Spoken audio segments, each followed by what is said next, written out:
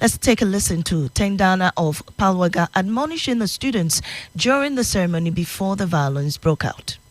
Any form of disturbing the teachers or one another. Do you know this one? It's the problem that it cannot stop unless you stop it. When you do it, it affects you. We have to concern you. What do you look at us? This technical. Brothers! We should go to the place headmaster. Headmaster is going to. No, you are coming out to be adult. We are going to teach people. And if you don't learn, how will you? You learn a bad habit and go outside and how do you calculate this if you have your people? It won't be beneficial to anybody. It's the end of it.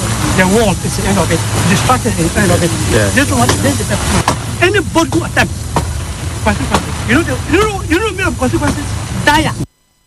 Well, Regional Chairman of Charles East Region, Richard Akumbas Ayabila, provided details on the injured students.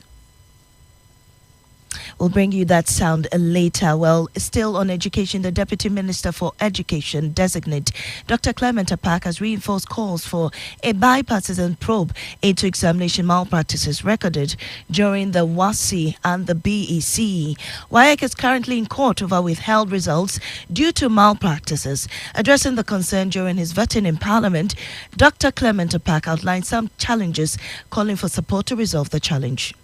Whilst I'm not in a position to make any policy decisions, should my minister seek my opinion on this matter, I would suggest a national dialogue on our assessment methods to determine the way forward. One of the reasons that we believe contributes to examination malpractices is WAEC's inability to recruit and deploy its own staff to invigilate and supervise examinations. So if WAEC has sufficient resources to recruit and deploy its own staff, I believe it could help reduce examination malpractices.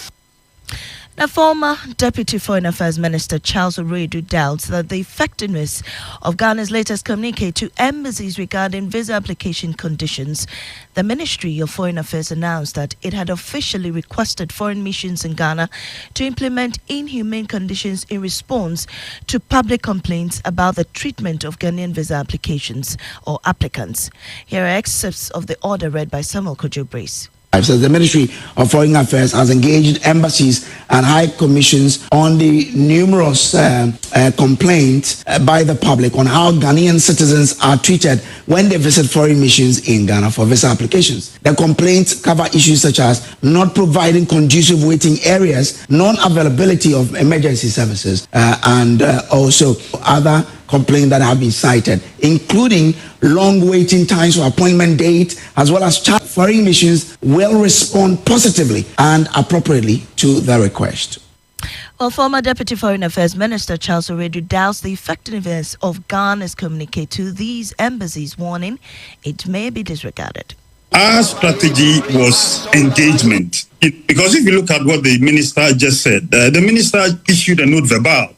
And issuing a note verbal doesn't solve this challenge or this problem, because like we all know, the Vienna Convention protects embassies and then consular activities. They are inviolable. You can't just go there and then do whatever pleases you. So best approach to me should have been engagement. Engage the main players in this matter. And you had the former Deputy Foreign Affairs Minister Charles Oredu ending this morning's bulletin here on Joy 99.7 FM.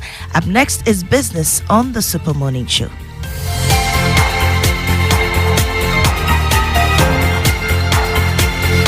Oh, jump on now. The real sports is here. Neuer's caught in no man's land. It's Marley!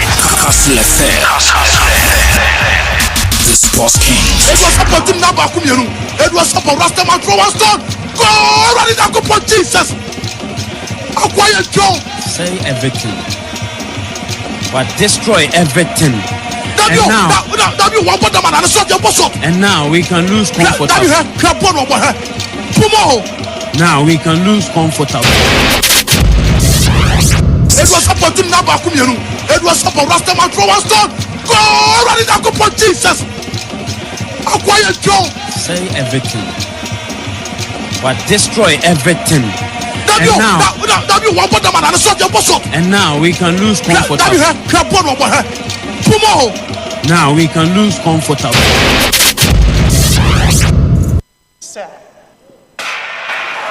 Tazu takes it away for Great Britain. Coleman has already stormed out. He's going to give it to Curley down the back straight. The Italians are right up there as well. Jacobs has got it. Curley's got the baton. So is Zonal Hughes, though. The big names down the back straight. Who's going to come out on top? The United States are still leading. Curley hands that off. Italy are right up there. Jamaica are there, and so are Great Britain. This is going to go all the way to the wire, but it is Noel Lyles on the last leg for Great Britain.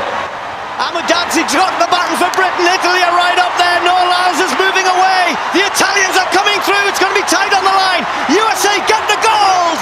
Italy the silver. Jamaica the bronze. 37. Mexico just might, you know. They really just might. Free kick of this World Cup. I'd be amazed if we see a better one than this. McKelly, Abubakar!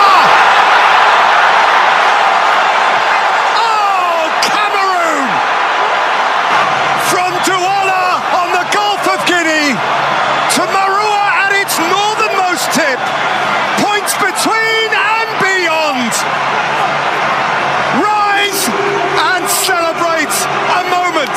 And there's perhaps the greatest of them all. He has now played at 5 World Cups. He's scored at 4 of them.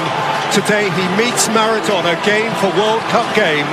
The difference, of course, is that Maradona wore the medal that Messi is still missing.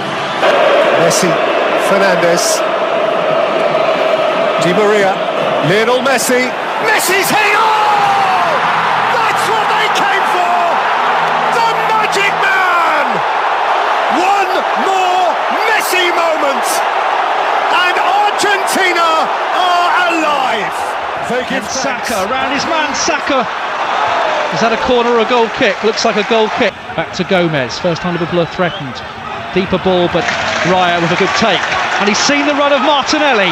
Excellent throw out from the Arsenal goalkeeper. Now Martinelli. He's got to get past Kanate. Still going here. Pulls it across. Saka! Oh! Odegaard. This is excellent. And Arsenal are in here. Great opportunity. Alisson says Saka! Scores for Arsenal! Bukayo Saka on the rebound. And the Gunners have the lead. Van Dijk lets it run. Martinelli trying to get in behind him. Oh, Martinelli must score! A Liverpool error pounced on by Gabriel Martinelli. 2-1. Good skill by Trossard. Off he goes, Leandro Trossard. At speed. Oh, it's in! And that seals it for Arsenal. They lead 3-1 and it's Trossard's goal. Absolutely wild scenes on the touchline. Mikel Arteta celebrating with the fans. And Arsenal. Haaland takes a tumble. Is that a penalty? Yes, it is. Foul by Cucurella. Haaland. He hadn't scored against Chelsea before. Well, he has done now. Gallagher's delivery. Thiago Silva. The 39-year-old's on target for Chelsea. Oh, it hit Guardiola and James and Sterling and Chelsea in front now, and it's the next blue who's scored it. Again, variety on the corner. Bernardo Silva drifts it in. Akanji's unmarked right on half-time. 2-2. Now then, Foden. Haaland goes one way. Alvarez goes the other. 3-2. Haaland gets another one. City in front again. Gallagher urged to shoot. Parried by Edison. Jackson. 3-3. City can't hang on to the lead again. Foden, Kovacic, Haaland, Kovacic, shot blocked. Rodri comes in. Goal! Might that have won it? Deflection of Thiago Silva. 4-3. Sterling, and now Breuer. Diaz comes across. Anthony Taylor says penalty. You couldn't write it. Cole Palmer, former City Academy graduate, denies City 2 points with virtually the last kick of the game. Foden, is that a foul? No, it's the final whistle. What an extraordinary match. For Vinicius, one-on-one. Vinny rounds Peña, and Vinicius Junior puts up Real Madrid. It's 1-0. Less than 7 minutes into the final, and Vinicius Junior beats the offside trap, assisted by Jude Bellingham. And it's a dream start for Carlo Ancelotti's men, and it's their number 7, Vinny Junior, who gets on the score sheet. Is returning, and Rodrigo is away yet again. He has Vinicius in the middle. It's 2-0 Real Madrid. Vinicius Junior scoring again, not even 10 minutes played, and Barcelona are absolutely falling apart here. Vinicius Junior bags a brace within 10 minutes, and it's 2-0 at Aloel Park. 2-0 Real Madrid. Lewandowski! 2-1. Barcelona have a way back into the match, and it's Robert Lewandowski who gets another Super Cup goal, and out of nothing, Barcelona are back into this match. Tchouaméni floats it in there. Vinicius goes down, and a referee points to the penalty spot. It's a penalty for Real Madrid. Moment in the match. Vinicius lines it up. Vinicius slots it away. Brilliant finish, tucks it into the bottom left corner. Vinicius Junior has a first half hat-trick. It's Real Madrid 3, Barcelona 1, and momentum swinging back to Los Blancos. His third goal on the evening, his second Real Madrid hat-trick. Vinicius Junior with a statement performance here at Aloel Park. The Rose Pulse is here. It's caught in no man's land.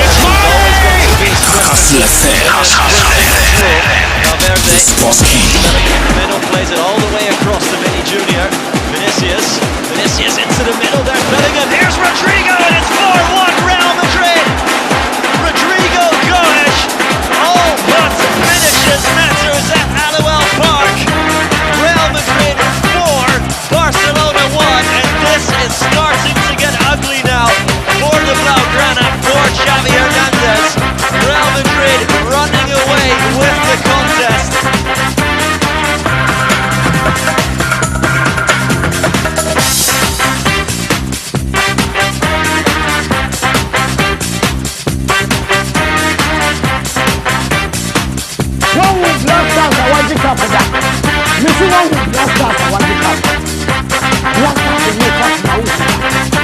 The last time they took I said one blast out one cup. One blast out too much. The big set we got and yes. The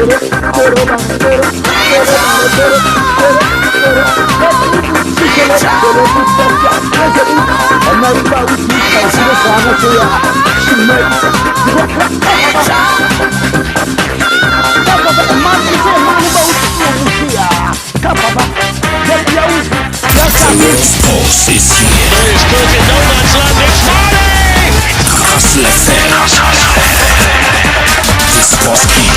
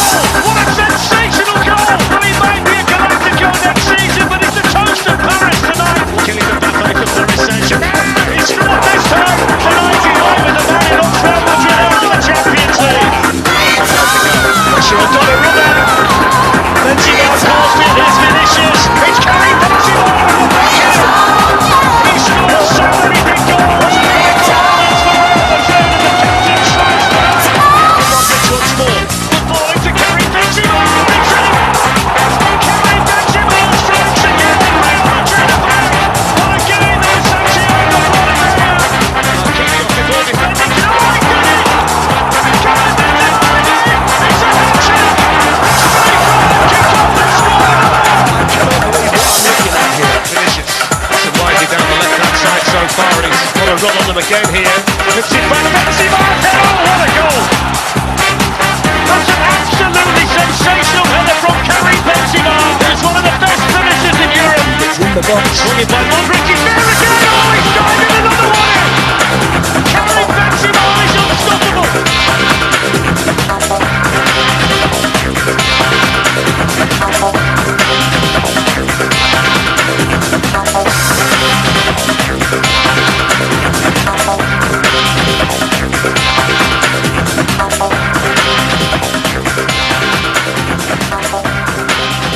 Kastle 90.3 FM Suni Anopay, Mamma Wachema, Aquaba Shonko, Famra Casapidi, so and a Wednesday, and a quarter, the 26th day of February 2025. No Siaba Pound Simano, Edunu, Mienu, Ebraswa, good year home 7 years on pay. Yade Eba some more Robert Mensah Sports, Free Samria, Copy Msen on Kono Ebebo, and Small Ryan Saka, we can see one. Yednina eba abesom yetifo eba kwa manone akohwe amanone nsemo midweek games no eno ehyiase na Copa del Rey ni mu no FC Barcelona enra na esi o kam na se ne Barca home ho no de nye fedi agrokra a chese ne Barcelona atifie ni aboni 2 goals wa betete na wa hye 3-2 na wa hye 4-2 a chese obi abiso de Barca wi adwuma no afe born ni bewie ya 4-4 Barcelona 4 sala musumu ya manya okroma in the Atletico Madrid akwa we the first leg makonya 4 goals ewo ho second leg betodwa ewo eye Wanda Metropolitano na hono mo ne behu de besi wo nei Atletico Madrid bebo second leg ofie and a Real Sociedad the Real Arena woman Real Madrid dey bo ani wo hono mo first leg of the Copa del Rey ni mu Madrid dey kan akwa we na game ni bewie say yele hon sem no beba odwumade no so anu ada Coppa Italia Inter Milan for Lazio for first leg ni mu anei amoso ayade be hwe de besie e wo ne games aka na e betodwa no English Premier League anu matches awdo da ba so Chelsea for atene o na mu manage aba Chelsea for ne binum akoma mu a enye fedi agrokra do Chelsea win game no pa de na kama kokori amu nya bi ahye e mu nsam ye de beba wo ho ene games akase pa basom and the games I can see about so papa. Now I said the Forest, Ebo Arsenal. Now I Tottenham Hotspur. One no hosting Man City. Na Liverpool soon Newcastle mo bobona games no hopa ne. Nina ne ba I will show you so ne other interesting stories from on FKK. Ebet na for na for boy trade my we bet me fear. And all the first segment of the show no. You be din komo ye papa pempi yete. Say Ghana hati through.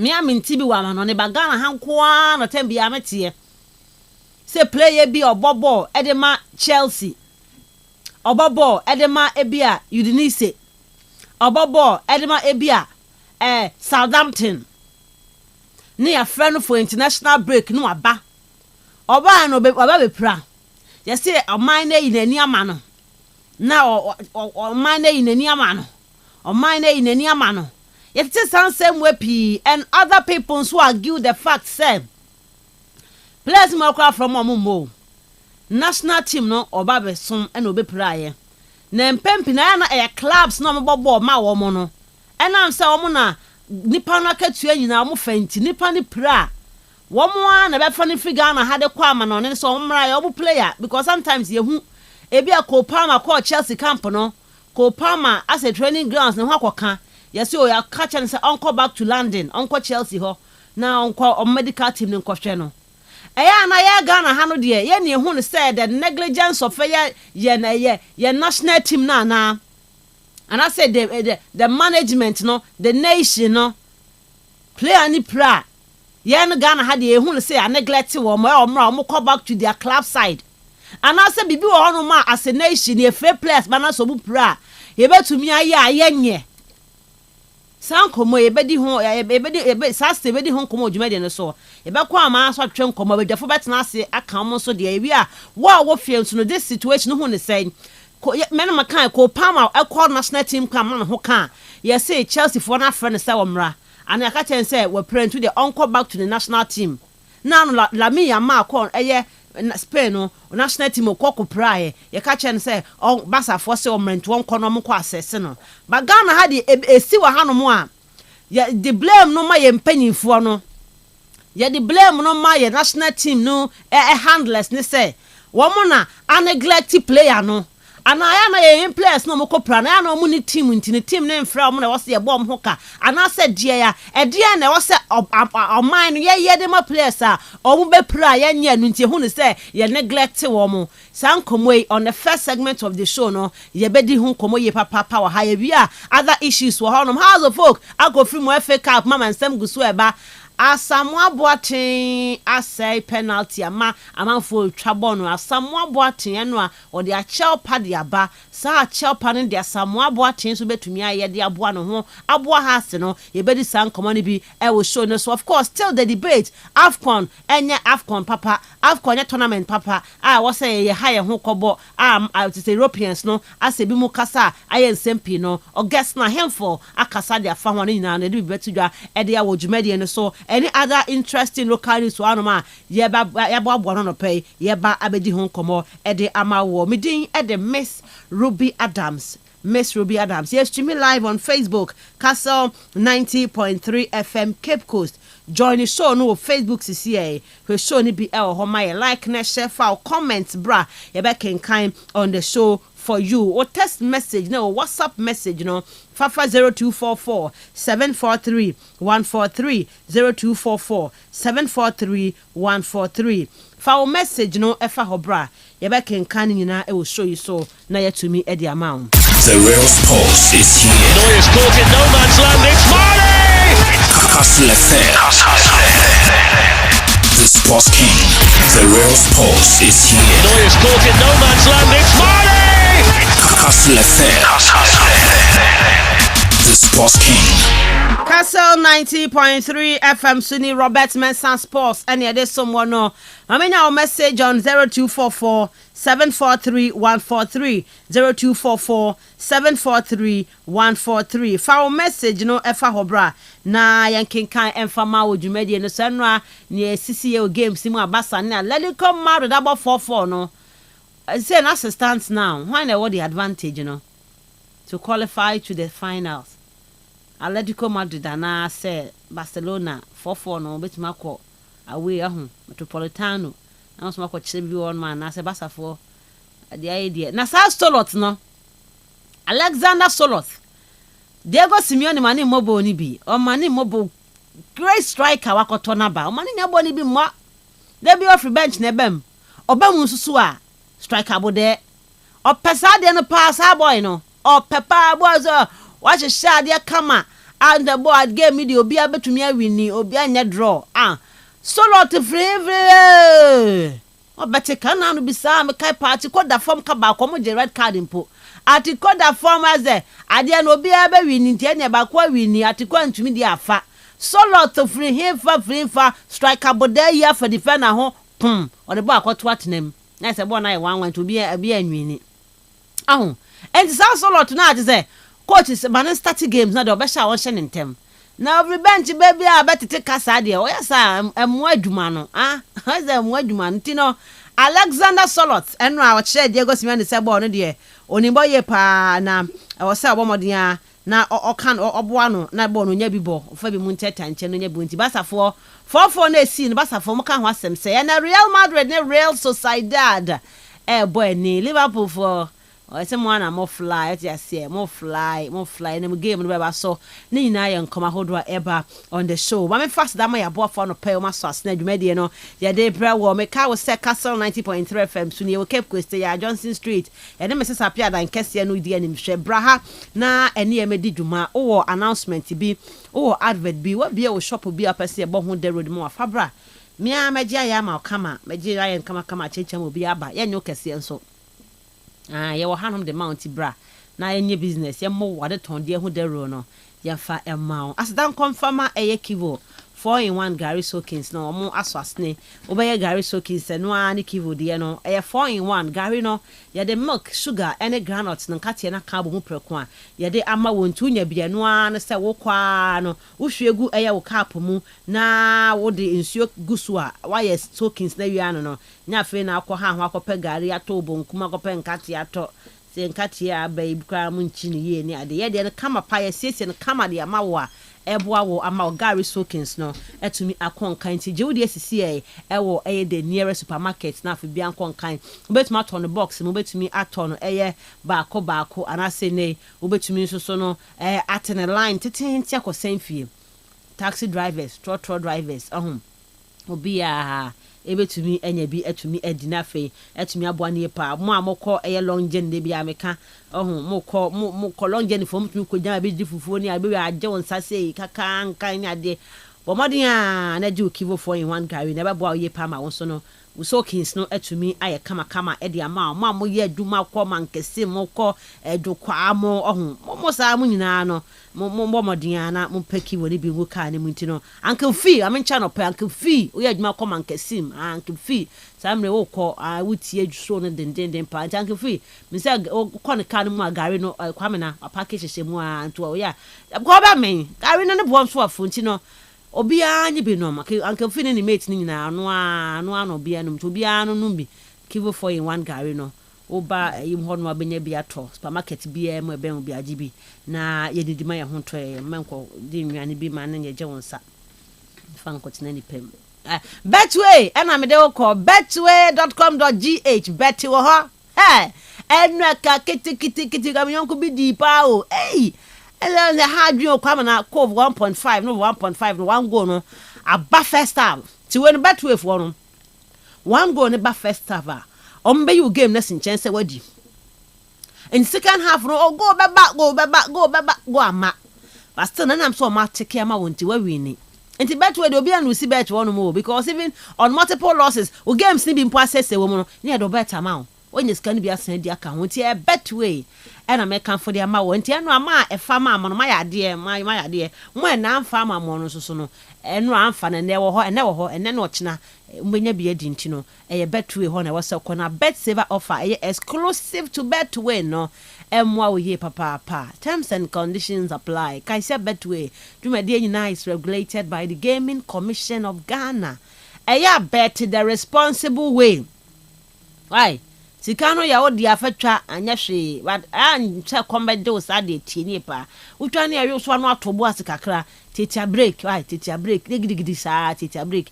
eno na Betway for catcher wo Betway for say get way more. It's 33 minutes past 6 on Kastle 90.3 FM Robert Mensah Sport ene de someone no FKK dia kwama no ne ehon nsem nyina no boaboa no de breye amenya wo so adwenche won nsem ode ba ne mu wo asem bi wo games ne mu nkomo bi dia fafa yen test line yen WhatsApp line so 0244 743 143 0244 743 143. We are live on Facebook Kastle 90.3 FM Cape Coast. We ho like ne share for comments no ebre ye kwama no ne. The real sports is here. Neuer's caught in no man's land. It's Marley.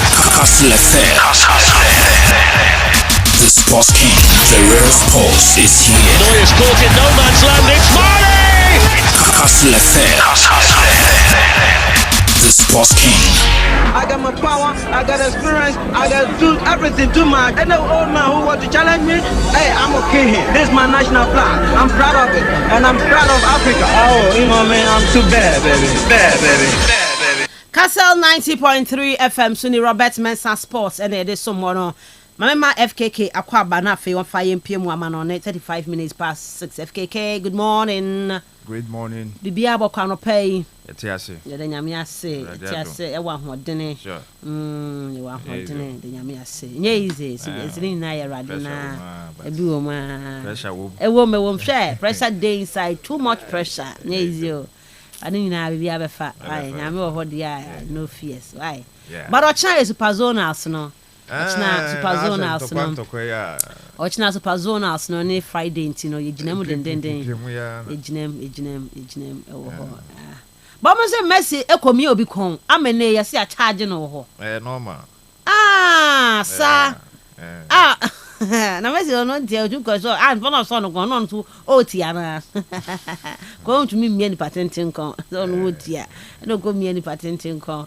All right, FKK me enko aba no ne ensem kakra no fatu dwama ye. Great. Ye kwa mo no anopɛ na yetimi abobɔ nsɛm na kyerɛ am Kastle 90.3 Robert Mensah Sports live on Facebook. Ujwani a now also the comment about as usual. Na ya body now so yetimi acknowledge you part of the show so ka ho bi.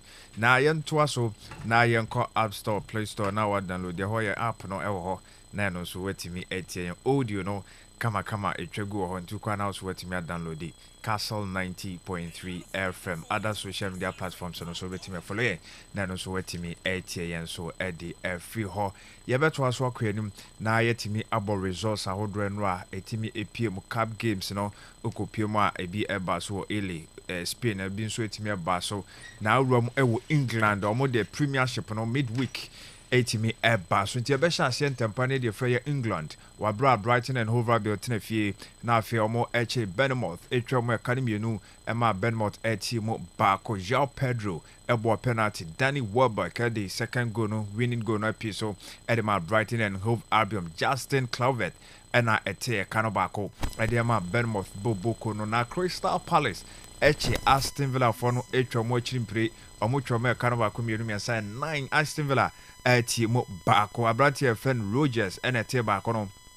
Edi Emma Aston Villa na ukoko piem dia Ismail Assar ebo goni bi edi Emma Bobokwa ye from Crystal Palace sanso na Jean-Philippe Mateta Eshebi ewo honum sanso na ukoko piem Edward Nketiah former Arsenal player no ono so edi bi appeal so shene so say Ismail Assar ebo 2 goals ewo sa game no ma Crystal Palace winning 4-1 na Wolves setting afie ade of Fulham etom kotwa mu 2-1 ewo monso e game e ba so na Brantia ono ye fan Ryan Sessegnon ebo goni bi ade mamu sanso na Rodrigo Muniz edi bi appeal so she winning goal no ade ma Fulham wabra João Gomez enso ete bako enso ade ma Wolves bo konti Fulham kwawe eko winning sa game no na Chelsea Football Club Omo etontrano 9 Emma Southampton entimi antimo bako kra Christopher Nkuku obogo no bako we no hu balloon kama enso we dey celebrate here ewo Pedro Neto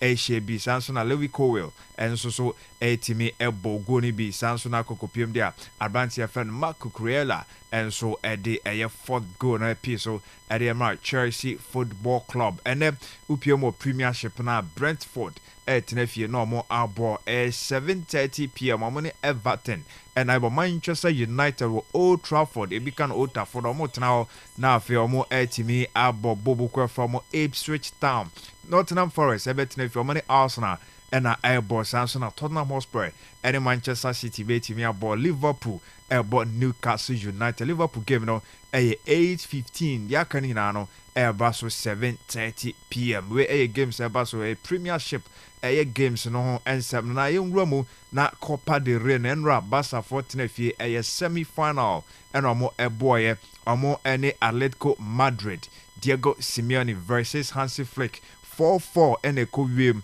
na adia Pedri eshe first goal edema Barcelona. In fact, Obeteka, Wabrana Julian Alvarez, abo first goal, Ediamatico, Antoine Griezmann, ebo second goal, EP, so Pedri ebetiye, Sansona Kubasi, so Etieba, ko eka Maniko 2-2, Basa ebeteki lady Nigo Martinez, share for the first minute, Eddie Eboye, Emma Eye Basa, Omo Esa Toa, so Robert Lewandowski, share 4th goal no, Edema FC Barcelona, Ansana Kokopim dia. Abrantia, your friend Marcos Llorente, ebeti ebe 4-3, and Alenzada Alex Soloth, if we bench by 90+3.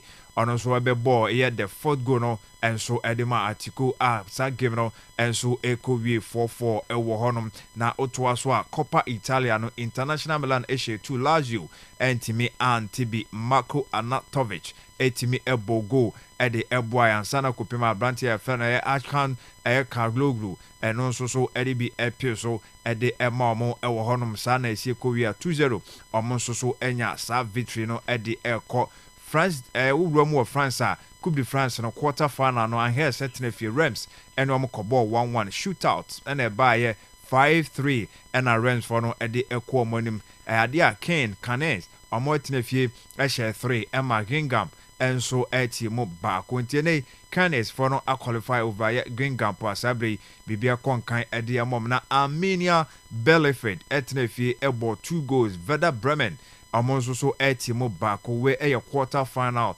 DFB Pokal and also etimi bae ewo Germany na yentoa so na ene upriemu a cup games na bi baso Real Sociedad or Real Madrid 8:30 p.m. game no baso yengramu ewo Ile Juventus and so ebebo Empoli and no 8 p.m. games eba na Coupe de France no Bressoa etnafie na omo ene Dunkirk abo sanso ene ade a start Brookshire enso ene PSG Paris Saint-Germain enso game no betimi aba so RB Leipzig DFB Pokal no omo tenafie quarter final na eba so omo ene Wolfsburg enso ena ebetimi ede apempem so wontiwe games kakra eba so twegu enro enso de eba so no eno so etimi abo akire etimi de ama wo jumedie no so na yento aso na enwura mu ewo Spain na yen react to issues no kakra say the games no esi ekokoya na after the game no okokopiem dia Diego Simeone or a coach Edema Atletico Madrid. Now also share a dear Barcelona for more extraordinary skills. Nice or more any boy any ball. Name of the idea of more so more so skills almost waiting me at the buy.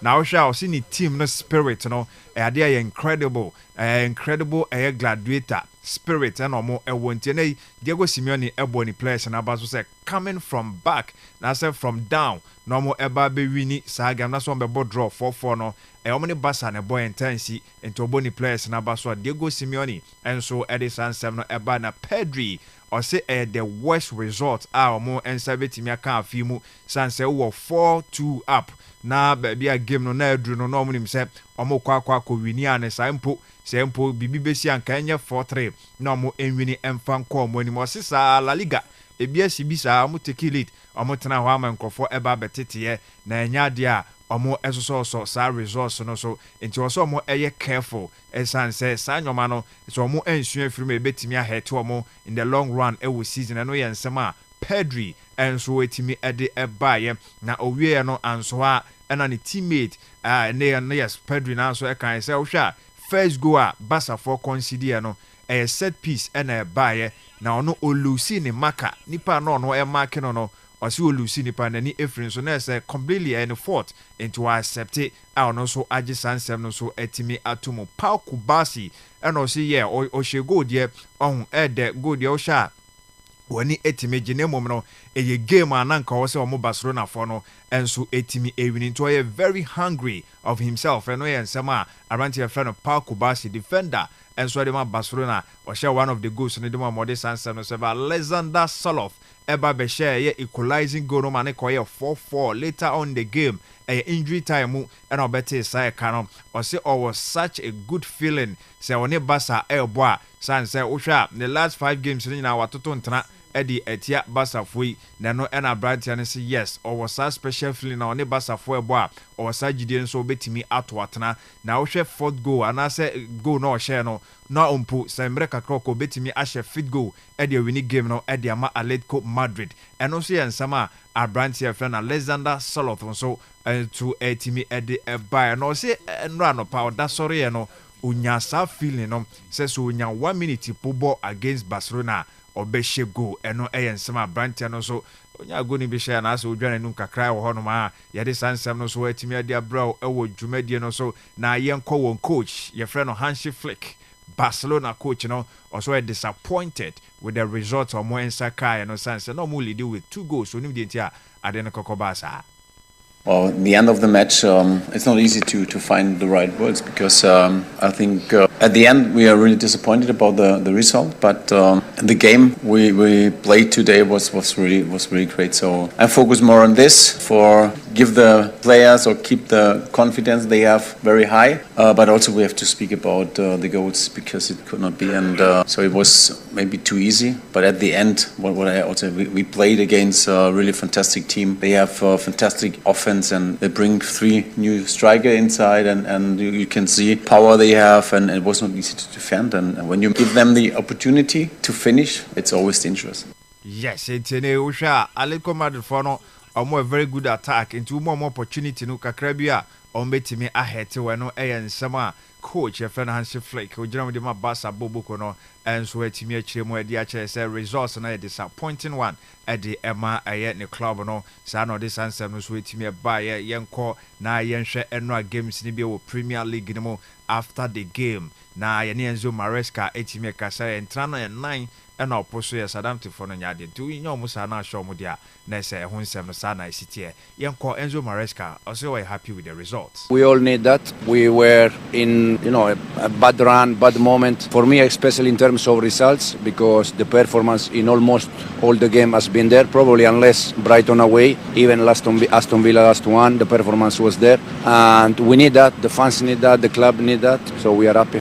Yes, you know we're happy with the results, and also nsema Enzo Maresca so etimi ede ebaye chichi mo de fa game say this year kwen no say on performance no na so ani anisa until say be Brighton for no twe mo ehwe omo economy ensa no eno ni game na positivity no e wo form na de kan nyina no na eye ti no nim say just a matter of time no sa performance no so ede ehun results no beba no yensema coach no so etimi ede Bolivar Glass na so 4-1 na Osheye na ono so etimi assess ni team na ebony players na abaso. Yeah, thanks, because the players did great, so everything. We're a little bit surprised by their system. They matched us in a 3-4-3, but the players knew exactly what they have to do, and I think in the first half we missed several chances, and what I was really impressed today, because all of a sudden it was 1-1 here. They scored the equalizer, but then the momentum could change, but we stayed in the game and we made pressure and then scored amazing goals, so really big credit to the players for their performance today. Yes, and we're crediting the players for their performance, wonderful one. Our monso etimi put you up against Aston Villa 4-1, and our de no coach Oliver Glass and so etimi chichi mo de amayna Unai Emery, and also a coach, and so edema Aston Villa. Ono so etimi kasa bebre etimi ade fa game no se de sie kokoye na ese na ni enje ono so results a ne nsa enso etimi ekan no na se de wiewie no se game no mobam especially on ba betika no nim se nyoma nam na kwan mu ayekwa na nso ade na etimi amfa ma na ode sansem no so etimi edi about na Emery ose on to the next one eno ensem a ono so eka etwa edi twa to honum na yentoa so na yenko anim na ene games na eba so no yebekọ Arsenal for so Mikel Arteta ose over the dead body Arsenal for be throwing the towel say Premier League no more and challenge bi won say there bibia betimi as Liverpool for betimi a drop a point. Resilience, the resources, the ambition that the team has, every individual has, and that has been probably in my time one of the proudest moments to work in that sense. The thing is that when you are there, you want more and you want more and you want more. And I'm not going to stop over my dead body. We stop thinking that way and putting everything that we possibly can to increase that probability of us winning and being better than the opponent. You were saying earlier about you're obviously not giving up on the titles until it's mathematically impossible, but in your heart... Over my dead body.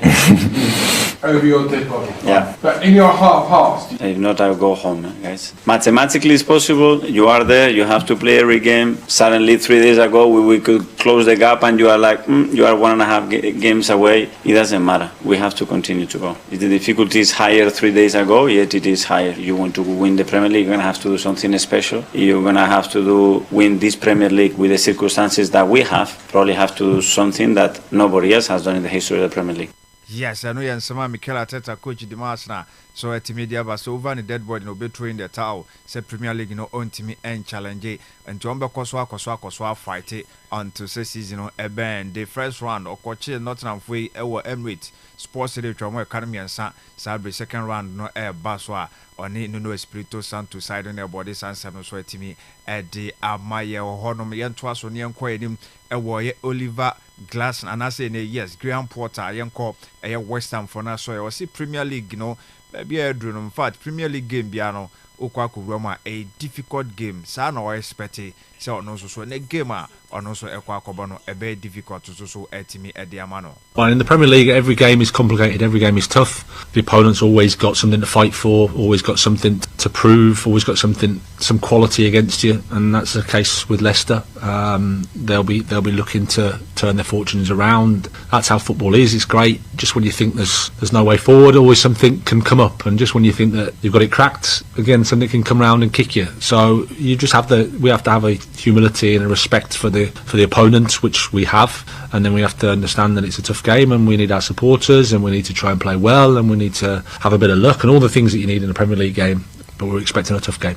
Yes, onyame adom chana sa game ne ba so ne wo hwa Leicester for no ma nkuye mfa mom ne mom no o se omo de sa eye respect no be mom na afa mo so akoso ayomo adwuma yenko eye Josep Pep Guardiola na afa ne ono so e wa kono a oba bebo game no yebusa no de di kan kra se the situation is here e won club no no obetimi aka se this season challenge no a biggest one when you win a football career now see there be. We have done it already. So after 9 years, it's not the same team that we started 9 years ago. We have done it 2 or 3 times already. So it's not the biggest challenge. The challenge I had is when I was starting my manager career and with my staff and a lot of staff, we were together and prove myself, prove our staff that we can do it. And when you look at Spurs as a team, what problems do they pose? Where are their strengths as you go into this game? They're a fantastic team, the quality, individual quality, as always they had, the rhythm they play and the intensity they do, the incredible runners, the transitions. But I've seen lately they are a little bit more posed in the final third. They had more extra passes that maybe before that finished action so quick. They can do it, of course, but in the same time they can do it, especially when Maddison play. Yeah. So the results dictate one thing, but the opinion about the teams is completely the opposite. In your mind, what must City do if they're going to win at Tottenham tomorrow? Many good things. So the teams we are going to play now in the recent past and in the future you have to do many good things. Yes, yentene game no okoma akoso kwa winning no a ene adro mo timi de koso mbe kwa kobo no mo enso etimi ewini like any other game bia no yen some timi dia ba so nkase challenge challenger obeka say de so kra e wo ye ne coaching career mo o sha ase as a coach young coach anoba emra wo basa no try so be put you up mpo ni nyoma to order chanso ena ruoma ni technical team na obeki komo abom na oni omo aye adwuma o se no ene the biggest challenge e wo any career mo no so ye nsama o timi ade baaye e wo ye sansem no na ebisa na team news no se na nyoma sitie early Holland or available bisi akan na wan sheda antimi ansi so yi amfa mae. Tonight we will know it after training. I hope so, but I don't know yet. It's just waiting to see how he performs in training then, or any reactions. Is that more what you mean? Oh, feels better, but the last 2 games could not play. We'll see tomorrow. Ange Postecoglou's had a bit of an up and down season. What do you make of him as a manager, and what do you make of that Spurs team? Highly manager, so I have a high opinion about him. No, I try to don't judge, but there is an opinion like everyone. Not for the results, to see the idea. Sometimes he's going well, sometimes not much, but I have a highly opinion. And finally from me, Kevin De Bruyne is 34 in the summer, his contract's expiring. Lots of talk about him at the moment, arguably one of City's greatest ever players. Does he still have a place at this club for you? He's an exceptional player, was and is, and hopefully will be. What's going to happen mainly belong to him and the club. Yes, you know, high opinion, so far Ange Postecoglou coach at the Tottenham Hotspur, Kevin De Bruyne so dear Ebemu say nay so yeah one or another pohia the history of City umbetimi akase on a player abekasa and performance on our cost report say yes why ye be atwamuguso a enti owia ene ebehu said yes anwoma so ebekwa akosia eno so de sansa na ba ele Holland no wantimi ansi so amaye say 100% abrante no ebe start game ya na eno so nsema e free honom so etimi ede eba Ruben Amorim coach area Manchester United ono so yebisa no said de nyoma esi ekọ no ni team no home pressure bi ho na say oti Old Trafford na obo no pressure bi ho and say Motelu Sulusu game say ho no na game we so hu say pressure bi on so na. Since I arrived, when I took the job, for me I expect to win all the games at home, and you have that feeling. I don't feel the pressure because I don't feel it like, again, the supporters are amazing, and you don't feel it that every time you go to one game at Old Trafford you feel the support until the end. So and sometimes you have one play, sometimes in one half, and you feel like the supporters want this so bad. So I don't feel the pressure, and we have to stop think about the last games. It's a new game, it can be a new story, so let's go forward and to play the game. Yes, into pressure be no sense so kopioma supporters no na positive vibes and omode ma support club no into on feel sa heat no pressure be enhye dan ni so na game no mpo do mo bo atwam no atwam say omodi ntwa atwam de do monim no na we so mo kobo na no so mo timi perform e wo ho na obusa na say no ani team no pa no problems no That is clear. We have to, of course, address all the problems in the club. But one important piece of this moment is to understand how we get this situation. I mean, it has to do a lot with the lack of success with the football team, because I think we are the engine of any football club. So I just want to help the club in my department is to improving the team and improve the players and to have success. Yes, the problems they are hot into Oguso enough from with the say technical man and as a head coach into any dear senior maybe to me a kind so to me at the Armour Club and I said kind of team no at the engine room for a football and also in summer Amorim Rubin coach at the United so to me their banner no and all any dear you bisa and say more other side na other staff members no Radcliffe Saki Omona and no Sena or Kafan and house idea. It's always hard for everybody. They see the friends, the teammates, as you can say, losing their jobs. But again, we have to focus what I can do to help the club in this moment. And we as a club has to understand what we did wrong to get this situation. So we need to think in solutions in this moment. Yes, you say Omuguswa solutions no and no more air paint. And it's also more sake staff nibi na nyoma konkan de ma club no dia no betimi aka no yen sama Amorim and so e kan so etimi e de efa ho e wo honom yen cross Spain na yen bra anase yen bie e wo England Ange Postecoglou on the City and a airball no so on the game no okasa efa ho na o hwe City team no say o Lusuele Holland say na ofili so ofili the map team ni pa. It'll be same as the weekend in terms of squad wise. Everyone got through the weekend well, no issues from it. You know, we could obviously protect a few guys in that. Pedro and Matters didn't start, so yeah, everyone's good. With the injured guys, nothing's really changed. They're still progressing, training sort of on and off with us, and hopefully over the next 7-10 days reintroduction. Pep's just said that Haaland may play. He's not sure yet. If he does play, will Gray and Danso take care of him, do you think? Oh, it's a great challenge for them. Delap was a handful last game, and I mean, Erling's, he's the premier striker in still, I think, in world football when he's up and running. So great challenge, but obviously whether he plays or not, it'll still be a great test for all our group. But you're going in 3 straight Premier League wins. You've beaten City twice this season. And memories, of course, of the 4-0 thrashing at the Etihad. How confident are you about this one? Yeah, look, you're confident. You're always looking forward to the challenge. Man City are an outstanding football club, great manager, still got great footballers, and still play really, challenging football to any opponent. So, but we've enjoyed the games against them, whether that was this year or even last year. You're going to get a good football game. They're going to try and win. They're going to play expansive. We're going to try and do the same, and it's going to be a good test for us.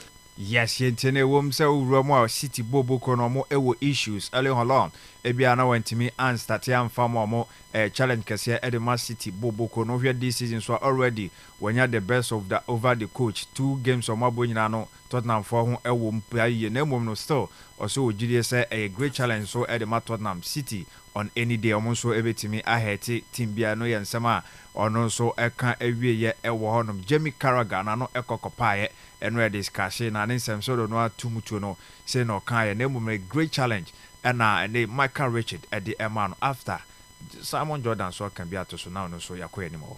The fact he's probably with Egypt and he's probably not playing in the major tournament as such, or maybe got a great chance of winning. I think it's either the Champions League or the major tournament. Normally, the player who excels in that. You're looking at sort of Vinny Jr., Mbappe right now, Real Madrid looking really good, going for the Champions League. Liverpool will be in that conversation, but right now, he's certainly the front runner. And Roy, what you've just said there in terms of getting maybe more trophies and league titles, that could actually put him above probably Kenny Dalglish and Steven Gerrard in sort of where he ranks in terms of Liverpool legends, because I think right now he's right on their shoulders. Just say AFCON is a major tournament because a lot of people are a bit home saying people not taking that. Say, AFCON is a major tournament, just so you don't... No, well, Egypt are not going to win the World Cup, are they? No, but AFCON is It's big, wasn't it? Remember when him and Mane was going for it and the league? I'm just saying. It's a fact. You're in your place. It's a fact. If you win the Euros or you win the Copa America, it's deemed to be big, so the AFCON's in the same level. Yes, I know. And some Daniel Sturridge and Michael Richard. Etimi correct Jamie Carragher mbra otimi ambeki any input was I should say Musala inside Liverpool for Mecca so one of their best players and I said the best no and now church me mpo edibesi so said this season say we are Ballon d'Or na Branton betimi no church major tournament no okoba AFCON din say nka ho enti ebia so ko wini mpo a omo mbeto aba no nhada enhwe ho saa eno na Roma Michael Richard Sanso na Daniel Sturridge omo twena adwene say man nkasa san say major tournament and we and some team there by Rio Ferdinand train adwin say asem no kan e bia ne nsem na no chechim no e fa be bunin be adwin there na mbom to say nye major tournament no say wrong. Comment is representative of the majority of people out there would say that. I don't think that's right. I think that's an ignorant kind of thought process, because the African Nations Cup, if you go to Didier Drogba, Abidi Pele, over there Samuel Eto'o, down to the players now, Mahrez, Mo Salah, Mane now, they'll tell you this is that we have to win this. Huge. It's a demand in their countries to win this. Yes, it doesn't get back to resources wise like Euros, etc. But doesn't that mean that you have to devalue it? It's a continent of huge power, a continent that contributes to European football through players immensely, massively. Like the amount of players that are representing football clubs in Europe and winning things from the African continent is like crazy. You know, it's a ridiculous number of players. So it should be respected more than it is. But what I would say is because of the lack of resources that are put into it. And listen, we've had some African players that come out and have actually canned it for the lack of resources. And yes, Yentinebia, as a Rio Ferdinand, can be a lack of resources. I don't think I'm project AFCON name no continent of Africa no there project a lot of quality players of Bobi ni abedi pele munyina no APM di besi na mafo so Sadio Mane Mo Salah munyina no say a continent a yenso so ye ho ewo ye panti on fasa obo no emfama na Simon Jordan say on the on shada ni Jamie Carragher any problem bi asan say no kre no kan no asem no kan ni yenhwemu ye na yenhwe se bia ba bi wonu ma UEFA ni FIFA mu poni Africa be kan bom no ya project e be boy pa. So where are you at with this? Is this a touch of arrogance, is it? You'd have to have some, is AFCON a major tournament? You'd have to have some bloody big figures in Egypt to get like 95% of the population watching it, because there's 110 million people that live in. Is AFCON a big tournament? Yeah, it's a reasonably big tournament. Does it get the attention that the bigger tournaments get in terms of the World Cup and perhaps even the Euros? Well, ask yourself about that. Ask yourself about the broadcasters. Ask yourself about African football and how many domestic clubs in Africa we're aware of. How many African players have won the Ballon d'Or? One, I think. And we look at it and say, when European football is broadcast, everyone in Africa watches it. When African football is broadcast, very few people watch it. Now, that's down to the broadcasters. It might be down to the quality of a tournament. It might be down to when the tournament is played. I mean, wasn't the last AFCON tournament where the referee couldn't even keep bloody time and blew up twice in the same game for a game to be brought to a conclusion 10 minutes before it was due to be brought to its natural conclusion? So I don't think that Jamie Carragher is seeking to be offensive. I think he's making an argument about the stature of the AFCON tournament in conjunction probably the more recognisable tournaments like the World Cup and to some extent the Euros. And people will say, oh, that's because you're a European. Possibly. But the majority of the legacy football clubs in the world, with a few exceptions, are in the European region. The World Cup is the biggest tournament. The AFCON was slightly diminished by Jurgen Klopp a couple of years ago. I think if people want to get offended about something and use that much overused word, which is, I think is a quite insulting word, which is ignorance, why don't you say maybe a lack of awareness? You're being insulting by saying... Eti said Simon Jordan Churchill say bia enka Jamie Carragher use word bi say bia lack of awareness a intimi create awareness ni ye ema ye nya the rest of the world no ema mo empatronage say na broadcast no so mbehwe no dodo no ebia no na ode e kanti ono de yenhwe honom no dan say ye betimi abashe eye abrantie fe ne Jamie Carragher no yensama Simon Jordan tim de aba ba bia ode kofa fa bi de na mhye da ne nya adwen Kabalondo anyway. You say major tournament and Nana saying a major now waka akuma no so this time 7 banana Ahmed Mido Obekaya 206 Emra Egypt winning AFCON no now Kasa winning squad no and no so about him say omo kika kasa no AFCON and kasa kwa ultimate so omo nhwebi. People don't understand how strong and how competitive the competition is. The African Cup of Nations is a historic tournament, and it means a lot to the African people. And you know, to get comment like this, I really think it shows a little bit of disrespect to all of us as Africans. Again, this is a historical tournament for us. But in Egypt, by example, when Egypt is playing in the African Cup of Nations, there is no one in the street. Everyone following there is a lot of passion about football and about the African Cup of Nations. So I hope people understand that, and I hope people get that we have the right to have our own competitions, and that the quality of the tournament as well is not as bad as people think.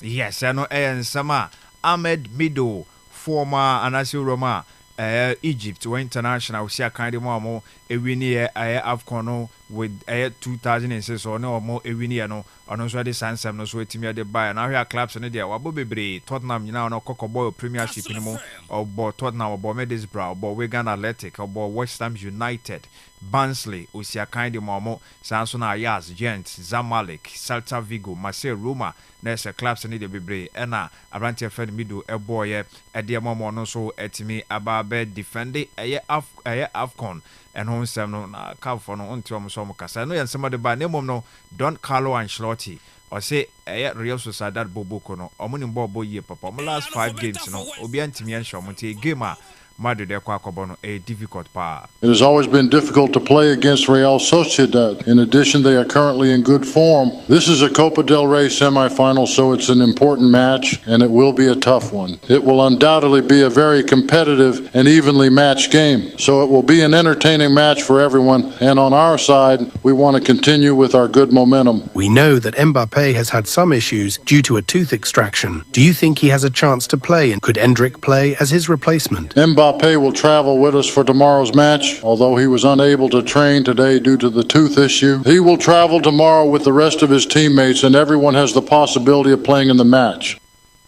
Ano ayan sama Carlo Ancelotti, Real Madrid coach no, and so timidi aba chirichiri mu say game no dey a big game at the Mom ni Sociedad anytime bi kwa koba na difficult game. Mbappe said o kan na Abrante na ni dodo mo edodo no teno akosiesie ne sene ho o so be kan squad no enso etimi akọ Endrich nso dey etimi pie mu ani na no Don Carlo Ancelotti nso etimi chirichiri mu enso etimi ede ema ede mo nsem ni si na dia kana to aso dia ma on Kastle 90.3.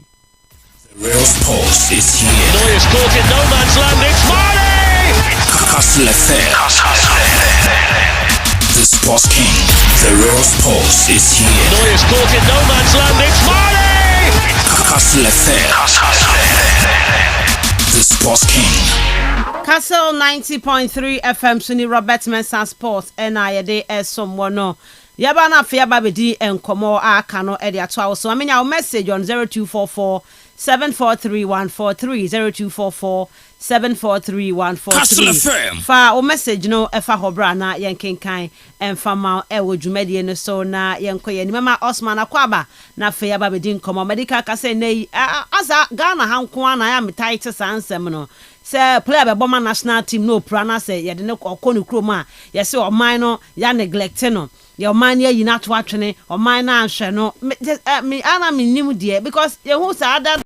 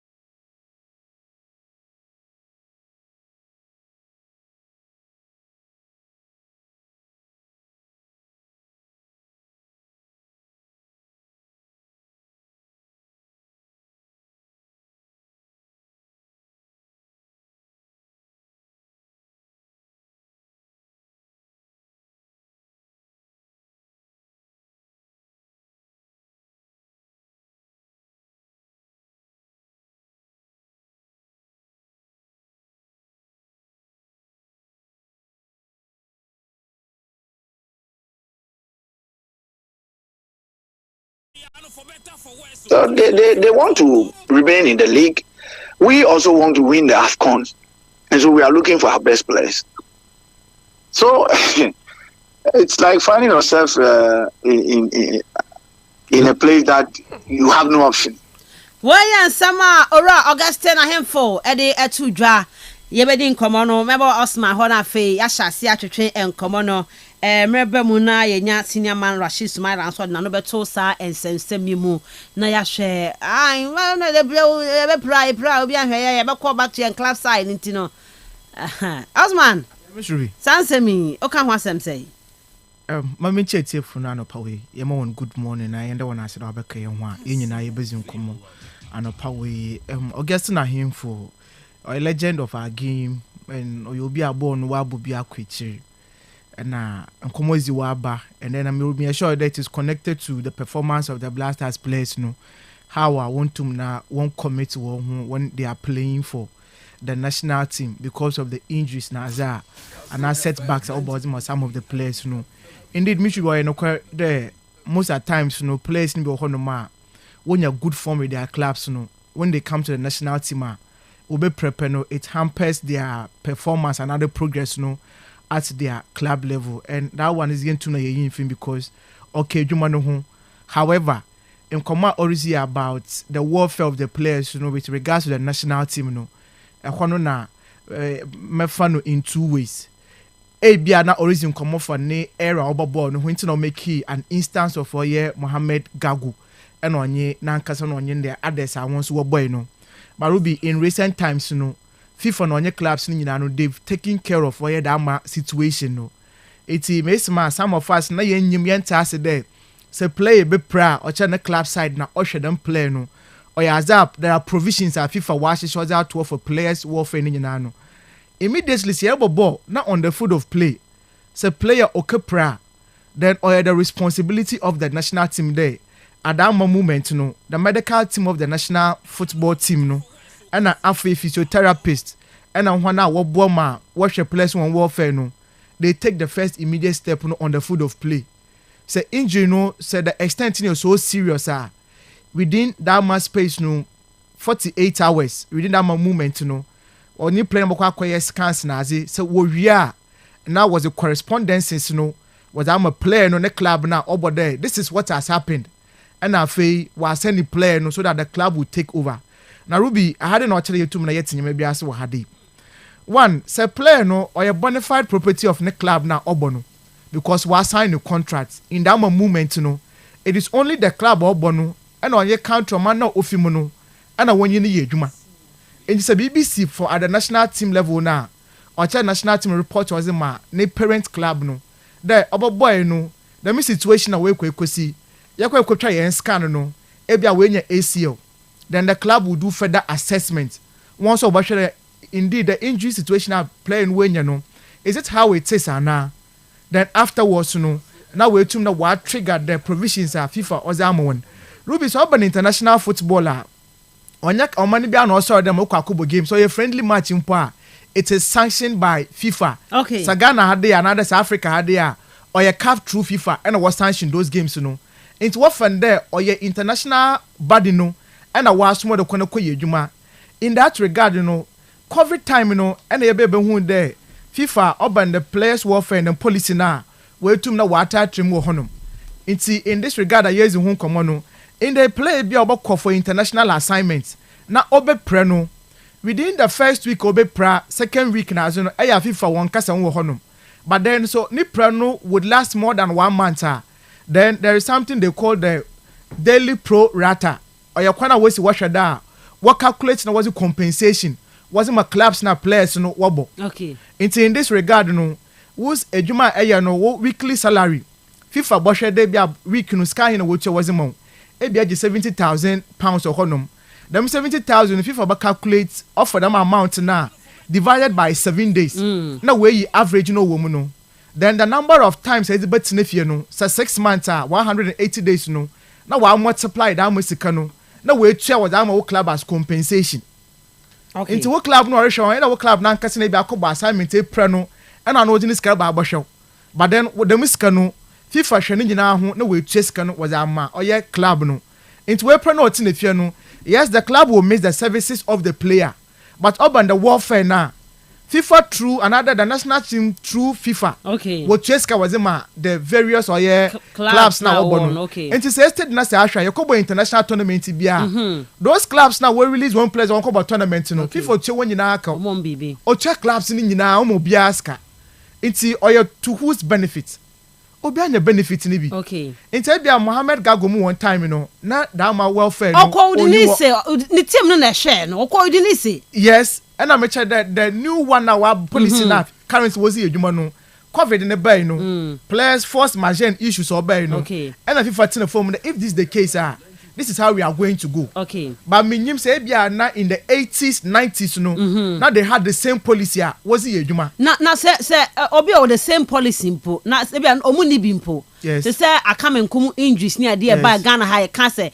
na nipa ni be praye and the club no be fa no kohwe no a minim ade be kwan nka as a nation case bet ma fa so a e betumi dia man support bi we can do something about it in the sense that today and come here adwuma wa ha dey say bibi tuma and na me kede dey bi na menya hom kam wo fie honorable tuma for phone okay na wa fo bi sem na wo ho tede onye adwuma nkote aye nkote na obehia dey ebe adwuma asa no bi se da wo ho tede okay but e katine fene se nya hom ka o cheda wo employer no o show interest there etina fene wo tede bibi akodu ye ehia mbuo bi na ma abo but in this sense you have a lot of the players are working and we pray no at the national team camp work on various clubs no national team medical doctors no FA president officials no one from one poda say that what apo in such a plan say kada ombre bi wa abotwetwe no kakra akwa na maybe me feel there we need to put that conversation no memo nkwa the national team no chere bi epra omba kan iska bi fan sha wo ho e bia wo medical bills on ko nkotua but then one show care one show concern get me money iska bi a ho no ska na makare FIFA we take care of all those ones no and this whole club no so millions of dollars no so gbon ho kawa it is because on your compensation on your insurance ni bi from baby and was here in the name that coach me that am national team okay international tournament what you account na ya ka bi wa dey how to folk play tournament obanya ni scan wotum wo cha ya ama ni coast clubs simple wonye bi kotoko the same thing happen over there so it means a international assignment na Ruby onya kwa okay because they pay for it when you go for major tournament or it's maybe one time no go see them but Ruby say kada mo so na ye motor players in one team there oba memo wonku won ho we've seen other countries minim why sometimes you quoting yes not them ube be so be pra ha ma o man be yin ani ama enti memo ku ho me pra maybe our warfare na ya ka no so we pray we should be checking up on them checking nkwa ho it can be anything okay ebia na support abazi na ehia come me dem aduru we ebia kakra bi nko onye bad and say na ya power chere ye if this is what we want to do me feel the ye so obaboa but then up on the aspect of the worship place as a clubs in the warrior now she ain't saying because we're a bona fide property of their clubs within the period that was signed the contract because they feel say clubs in the bomb who can't say national team no and education no education because information in balance ipakona ntasia na adwene the ebia na national team no nkasa no one there e kopreness yakwa that is the end of it but then there is a way out through FIFA no otum na was board these players no and I as otum na order ho into me feel there remember your madam particular issue we no on by the standard inter place wojina do what ba on the training ball on pod of because we've seen them at their club level ball on him do ko botum ebune na mu po no osina no boko the day you no go so asho as man ne le have team we be sometimes when there none one knows niti and ozero ko samanyo hwe ball obo tight spaces but I had no obo training I had a certain tackles be ho no ma or don't call because you have to want him there. Senior players be one of my will lose one club form just because of a prayer with the national team level. But for me, injuries are part of the game. Okay. Club OC, national team camp, Otumo OC. A been put on the foot of training, Otumo Copra or one. A me born upon boy in Otumo Copra. But I can't for that, you be show care there. Jadren home, I'm a boy may in April, even if at your club side upon April in power. Still now, because Usumpo Yajimazim my national team, no, they should have a sense of care.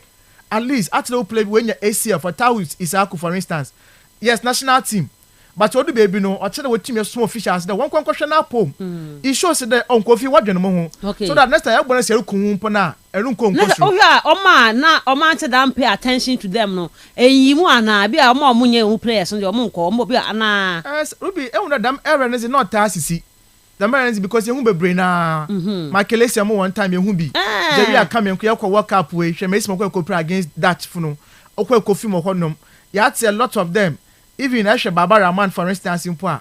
Some of them they have that pain in the but national team na yaba boy na yebe pray you lose yan club side form you lose yan positions nazi but okowi echi no na nka officials of the FA no one from pono won be saying young progress or then or then na wa to na adwin but ohun that start the rebel ball wo form no wasra na wa for the ball in this case me a player madwen me mankasa so mo hu me career no be here more than they am ko ba ma national team nto ba na adwin okay me mba mbo bio I will focus on the club side no me too much because I remember me nya da ma professional treatment no and this is about the situation all right and me feel that nya ma asesa kakra maybe in their area no na won you da ma provisions in brebe wo hono but once I had the bona fide property of your club no definitely a prayer you go back to your club but then the FA should show concern about how we won't progress no so what's your quantity I currently say make the Moroccan on shut down more current dispensation of football. Okay, me that say Osman the Venga and watch mu wo honom no FKK me mra ho na fe wo so found there to us ma me nya message on 0244 743 143 0244 743 143 FKK yanko yenim. But that's it. I didn't say FIFA project on the buy say on be to your clubs no car. When normal players say pra or brought more national team duties now proud to World Cup 2010 yabeko South Africa and initial one no a chance here this is kind of FIFA established a more class benefit program before the 2010 FIFA World Cup in South Africa and the a mantem and chance so it means that they are guessing at him for their cano that time no not FIFA into clubs and eka for more injured players wabra or more kwakobo FIFA sanctioned tournaments and also competitions with national teams and still no crano you jidi say time no clubs na omo show more players wabra omo epra nti menim dia esi dia menya nanko chire mu say ebia obi pride with the national team no call club no okolusi in the position and I say mpo no kra wantimi an continue ambo biem club no neglect no wa bra mpo anhwe na treat no well ama ne ho anto no then the na beka so hia ne country nipa especially when oba be boy ewo anase with the country no koko praye and so such issues na ba Ghana hano unim ya ye how I reacted to issues the biano you feel say the bia no was say on mine no yes it shows our interest no aha wom say we yare say we na ye bu say we pra no obi film na ya man no state barrier cry to me gidigidi okro man say yeah fine sem be so serious the year in your mind sa na entity na sitie and sometimes obe accept it na only say bia odi be she bi mutrim say more expectations say was anyoma na also mu eyi from mutrim eba no FIFA they have said they can from 2010 our mu initiate here e de eba no mo de aye adwuma ya na yakase FIFA for mo ye intentional e wo ye game na mo eye na say organizational body no for me omo na the biggest omo na UEFA show mo ase other federations and national associations ni na no show mo ase a omo eboama football no mo regulate e ma enyoma e konkanti bibia ye FIFA sanctioned game bia no make sure say sika bia omo benya from air broadcasting sponsorship money bia no omo che kakra mo bia ensa Canadian imagine say ya free player bi Asia kan ebi Osia kan de ma Real Madrid Osia kan de ma Barcelona enya Barca nko na ebenya no so mfa so na emom club etete no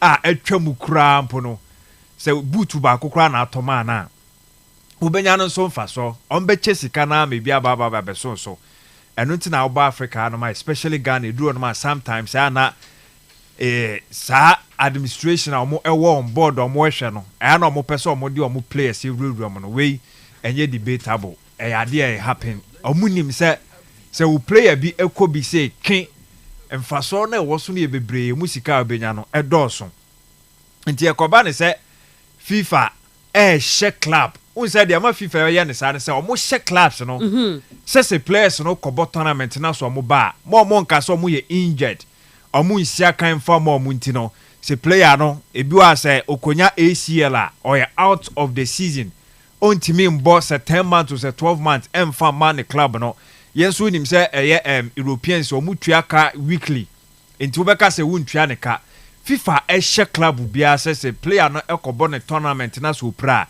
still so wutua ne ka sɛ ɔmbɔ game kra mfa ma wa na wohwɛ no wotwiti ne deɛ nanso sɛ wutua ne ka FIFA ɛhyɛ ɔmo nti ɛno na ama FIFA nso sɛ saa deɛ a yɛn nso yɛfa mu deɛ ɛbɛyɛ ne sɛ ɛka na ɔbɔ treaty player no ɔnsia kan fa ma na still wohwɛ no yɛbɛfa saa ɛka no bi in fact sɛ nyɛ ne nyinaa mpo na most part no yɛbɛfa nti menkae koraa meka Ronald Rojo ɛmra ɔne Uruguay ɛkɔɔ yɛ Copa America 2024 sɛ 2023 ɔmo kɔbɔ yɛ o kopra bɛkae a basafoɔ ɛkɔtwa scan no ɔmo de results ne ba sɛ 4 months ɔyɛ out ɛna ɔmo hwɛɛ no na ɛba within ɛyɛ FIFA for ɔmo time anaasɛ ɔmo ɛmbrɛ na ɔmo de atoɔ no ɛna ɔmo tua about 7 point something million ɛna ɔmo yes ɔmo kakra ɔmo de kɔma in fact na 1.8 million ɛna ɔmo de kɔma ɛyɛ Barcelona nti wo keka kaka bom a saa tournament na ɔmo kɔtua no FIFA tua sika bebree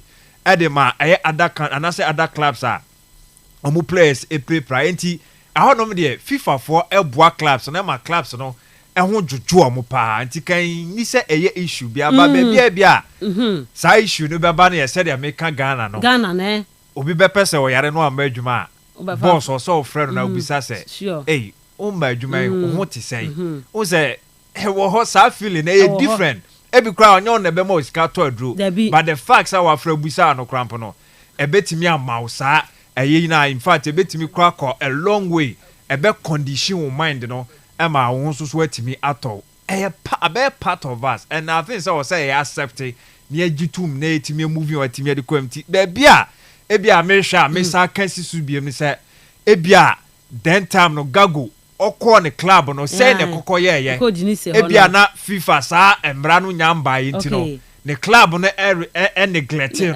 ɔmo anhwɛ na ne playing time no ɛbɔ no ɛma no international team so ɔmo anfrɛ ne biem a na sɛ ɛna na ɔmo de ho ya paa sɛ injury bi wɔ national team na sɛ no nti no after that injury no wɔnyɛ national team ne biem ama but FKK sɛ after ube play our national team ɛna wokɔ ɛna o form no sise no enye papa biem do you want us to call you say because of be play our national team nti no yem from Emra Blasters so ɛno de ensi ɛno nti na e man ba ne sa sɛ o contract na wa sign no bibia wo especially say mo amonya kwan kwa amane ne de me omo pa me sumo omo ya omo bɔ hanom no Ghana hano ai Ghana hafo no na ka I feel say that conversation impo omo po ne wo say yetimi fight ma because o bo Arsenal insurance bibia capture usika kese ni nyina no oje ontika enu ti na mutu omo fo say sika bia obenya bia no fire investment because football no de wo mu ne ukokopra na se wantimi ambebobo ni biema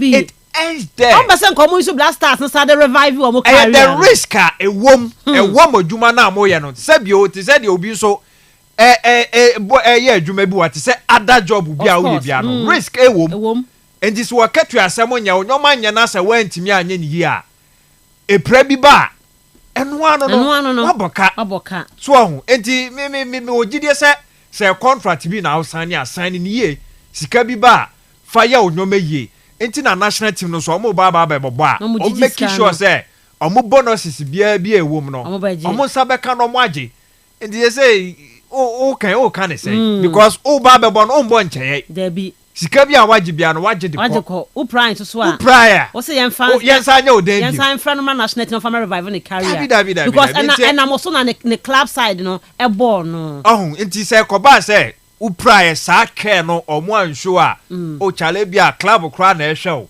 but it say ho te say ne sa de no that conversation that one there you betimi have but wepra na ball no ye nyina nim say sebio say unya 2 feet no ejina ona so or say bibia sisi una so eye running eye job and this if say o condition ntimi mboa ema untimi embo game ni biema ye ntimi mfra the risk involved Mama fa course na kakra na tie for some form adventure emra so but say the other side they say club no and neglect na say o say national team na say my no eboa no mo amboa dia eno a different conversation e betimi have. All right, mama for course na tie for emra so bi na Ghana e say dia ya na ye treat em players ye mu kopra o me ba national team no mu pra ye hwe wo mo eno kan bi na dodo na mpo no ye from a wo mo se wo mo emma no abeja for chechi mam ye hunu say the issue ne tie wo so hunu say Ghana esuma ya na enye na say ade ne the players na bi o mo pe kwan bi so na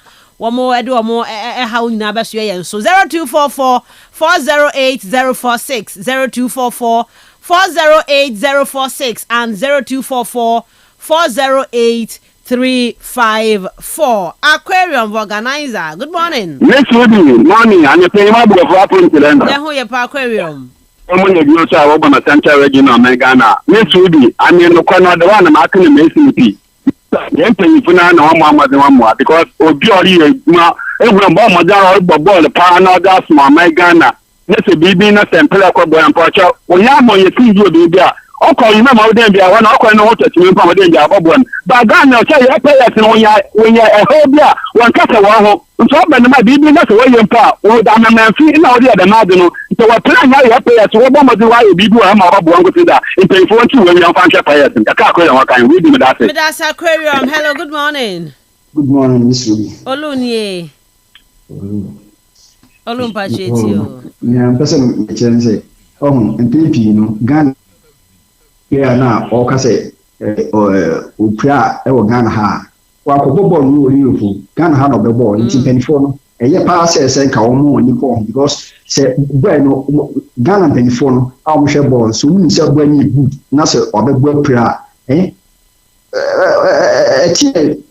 because yes I can be maybe oba be ball bi ma maybe chema nka ebia ka Ghana ye be ko ni so nti I am work akra no mo fa mu place you forget e bonuses ni e ya ye be ma on because Europe no ono okoho a na okoboma on a o magana ha because oba ha ni we are institute ni wa fa de na ye tosi bi so ya kasa me Liverpool mai ni kaga asimo kan no no ya baba no so ya ba eno so wi na ya kan no so kakra. Hello, good morning mama for ha.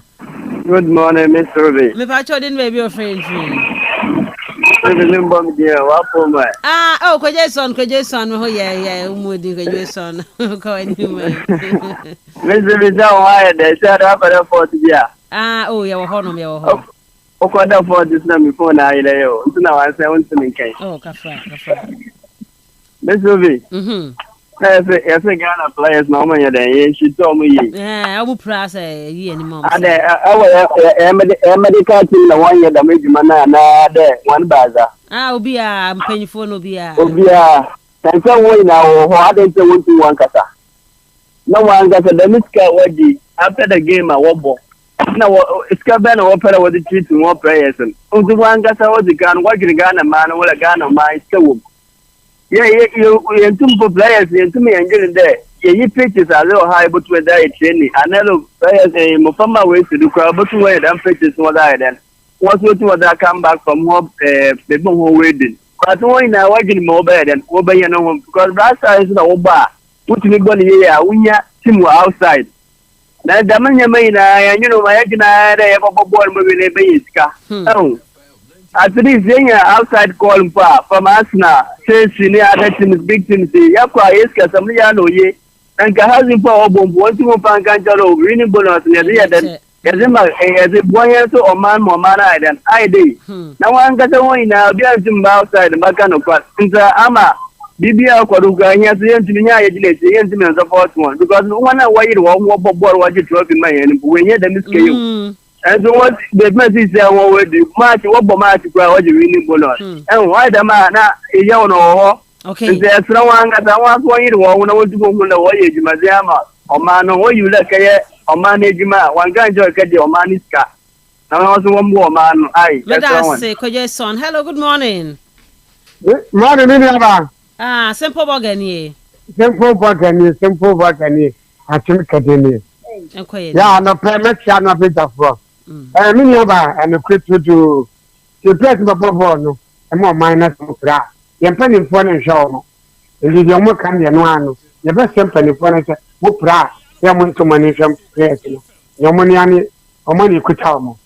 Okay. Me da say simple boga. Me fa be last two calls na dey see wa 0244 408 046 0244 408 046 and 0244 408 354 0244 408 354. Hello, good morning.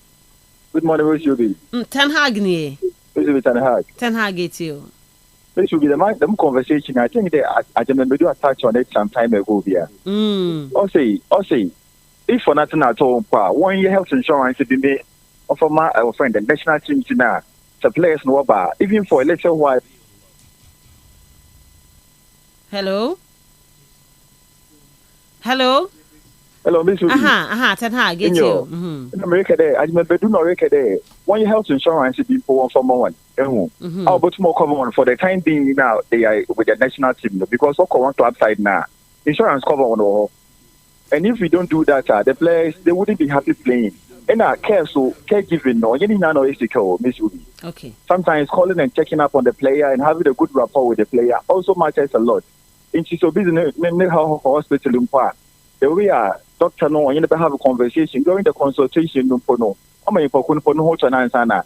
When you want to do more than this is when you're Meda say Ten Hag Eddie and no Osman. Last day. Come not Ten no points to know. Try mama ananko to crab ran sana what they win about. Hello, good morning. Good morning, Papa Miss Ruby. Anani. Anan. Papa Chiti. And a pay coupon shown. Cheer I will not with my fifth kiki. No, Mr. Nav. Yaminko on Weber. Mr. Osman, I'm Mr. Osman. Mr. Osman. But you, and when they say every yazi, Nazo Otta which you know. Maybe be say be Ozumo, and boy be a product as a bobby or bow.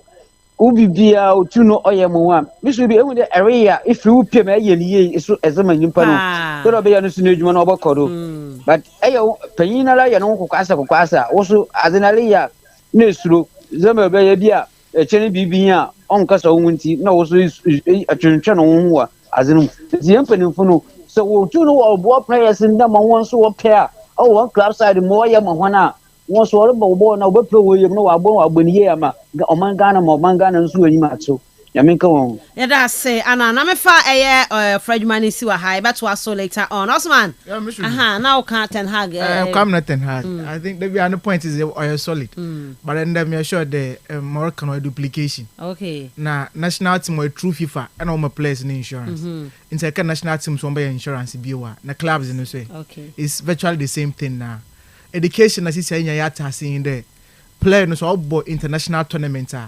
FIFA to a club na call because when you're playing a bona fide property of the club na obono. So be it Kumasi Asante Kotoko, Accra had to Fook, Ebusondra's Poloko Black Stars in a tournament organized by FIFA. Ne club no obono, we both the call for that number of months and now weeks now by absent from ne club no betua. And no co-prenswa, ya teach mo had there. Was warfare now about to you. Based on what salary agent, what should do and a wire calculation. And a wait show what I'm a work club in there. It be a button off from some number of months, you know. And yet, my so only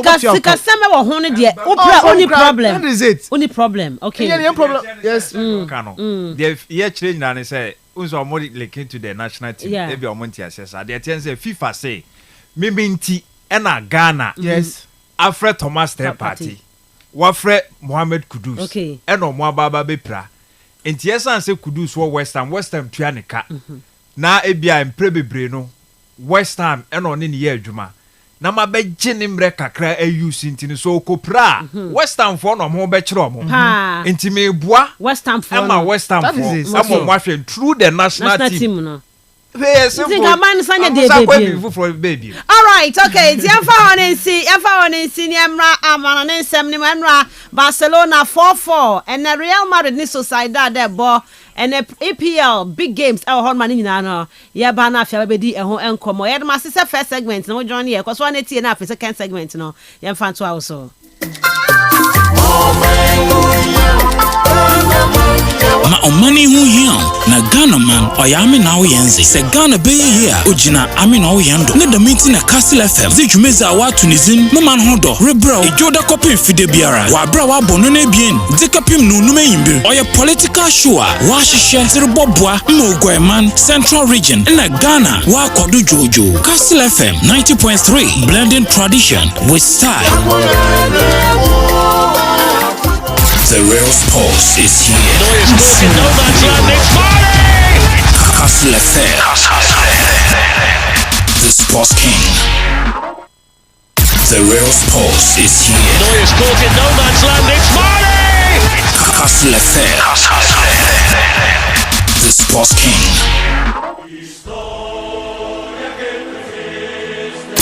Kastle FM 90.3 heavy.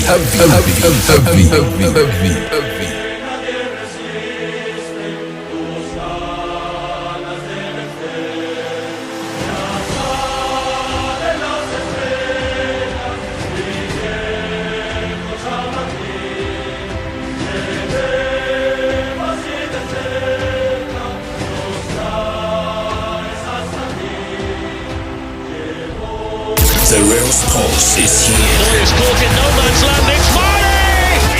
Kastle FM, the sports king.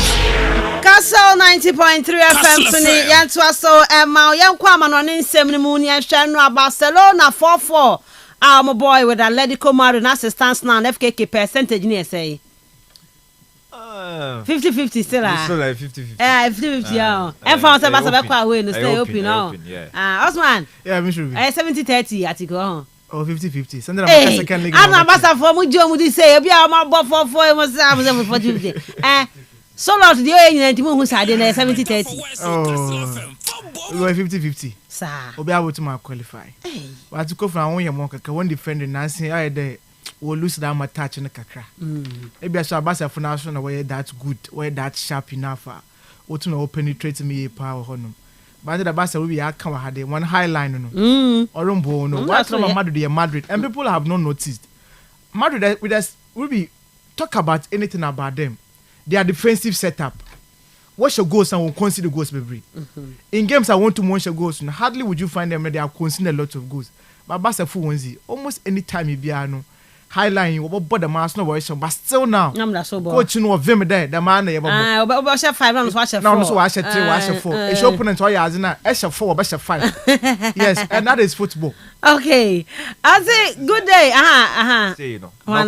Knockout stage. Also manage. What take it 2 goals lead? Manage. So at least win the game. Mind you, so on Bekwatiko home. Yinim no. And what now? What take it 2 goals lead? Or my baba, but he went to me managing. The honor na a Burma only was my bad. Just said defensively, a Drew baby would take it the leader. It wasn't as if say una na would chase game no.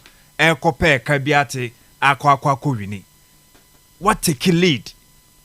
Protect the lead 2-0 at least about 4-2 there but said and make us all return yeah Ubeka say 2-0 sure Uguta 2 goals how they call the return leg so as if like a honum kakra na also share no me. Good day Castle Sports. My team Los Blancos is winning tonight.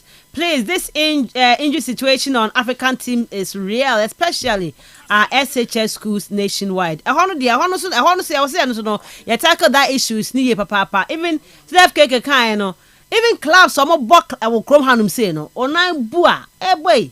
Bra bre na say last week post this week was last week my kind. Say even the house mu point and say mu na say yeah house for the boy he said Dion Deus and one agent kasa bre and so no call South Africa or mo call surgeries near didn't you know Come on, the opera dia. Say me nim team bi. Omo doctor no. But omo so oya ade de. O kuma se side hono baby. Opera we ko be ye onan ho adwuma sia be cheche bi mia. Obe ma kama pa ma onan no atumi akasi ani bi mu a. Osman, wo de oya na wo se wo.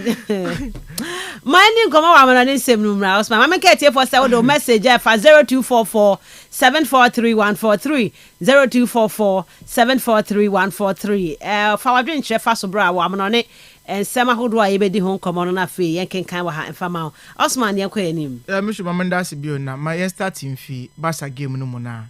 Yezu komo kakra fa ho and me feel that now you trailing encounter Copa del Rey no and these two clubs here one game na otumo ye fe 8 goals and otumo bay na ehwe Barca fo no under 6 minutes na Barca fo otumo age 2 goals honum na margin window wow no chede ati kufu no oba chede this season obotum na we discipline the Barca ye but then you would also want to give it to Barca for one mentality and that they had to come back into the game in the first half nankasa one train for me about 25 minutes and Barca fo no you see 19 and then 21st minute no Pedro and then Paul Kubasi otum na obenya the level and was am FC Barcelona otum na was stretch game no day at least otum na one boys otum obe first half no say na say Barca otum na wonya another goaler then a draw for them will be okay but was also what check there now born a world born ekwani bi ado they need to get there into no the 41st minute no and Inigo Martinez otum na obenya the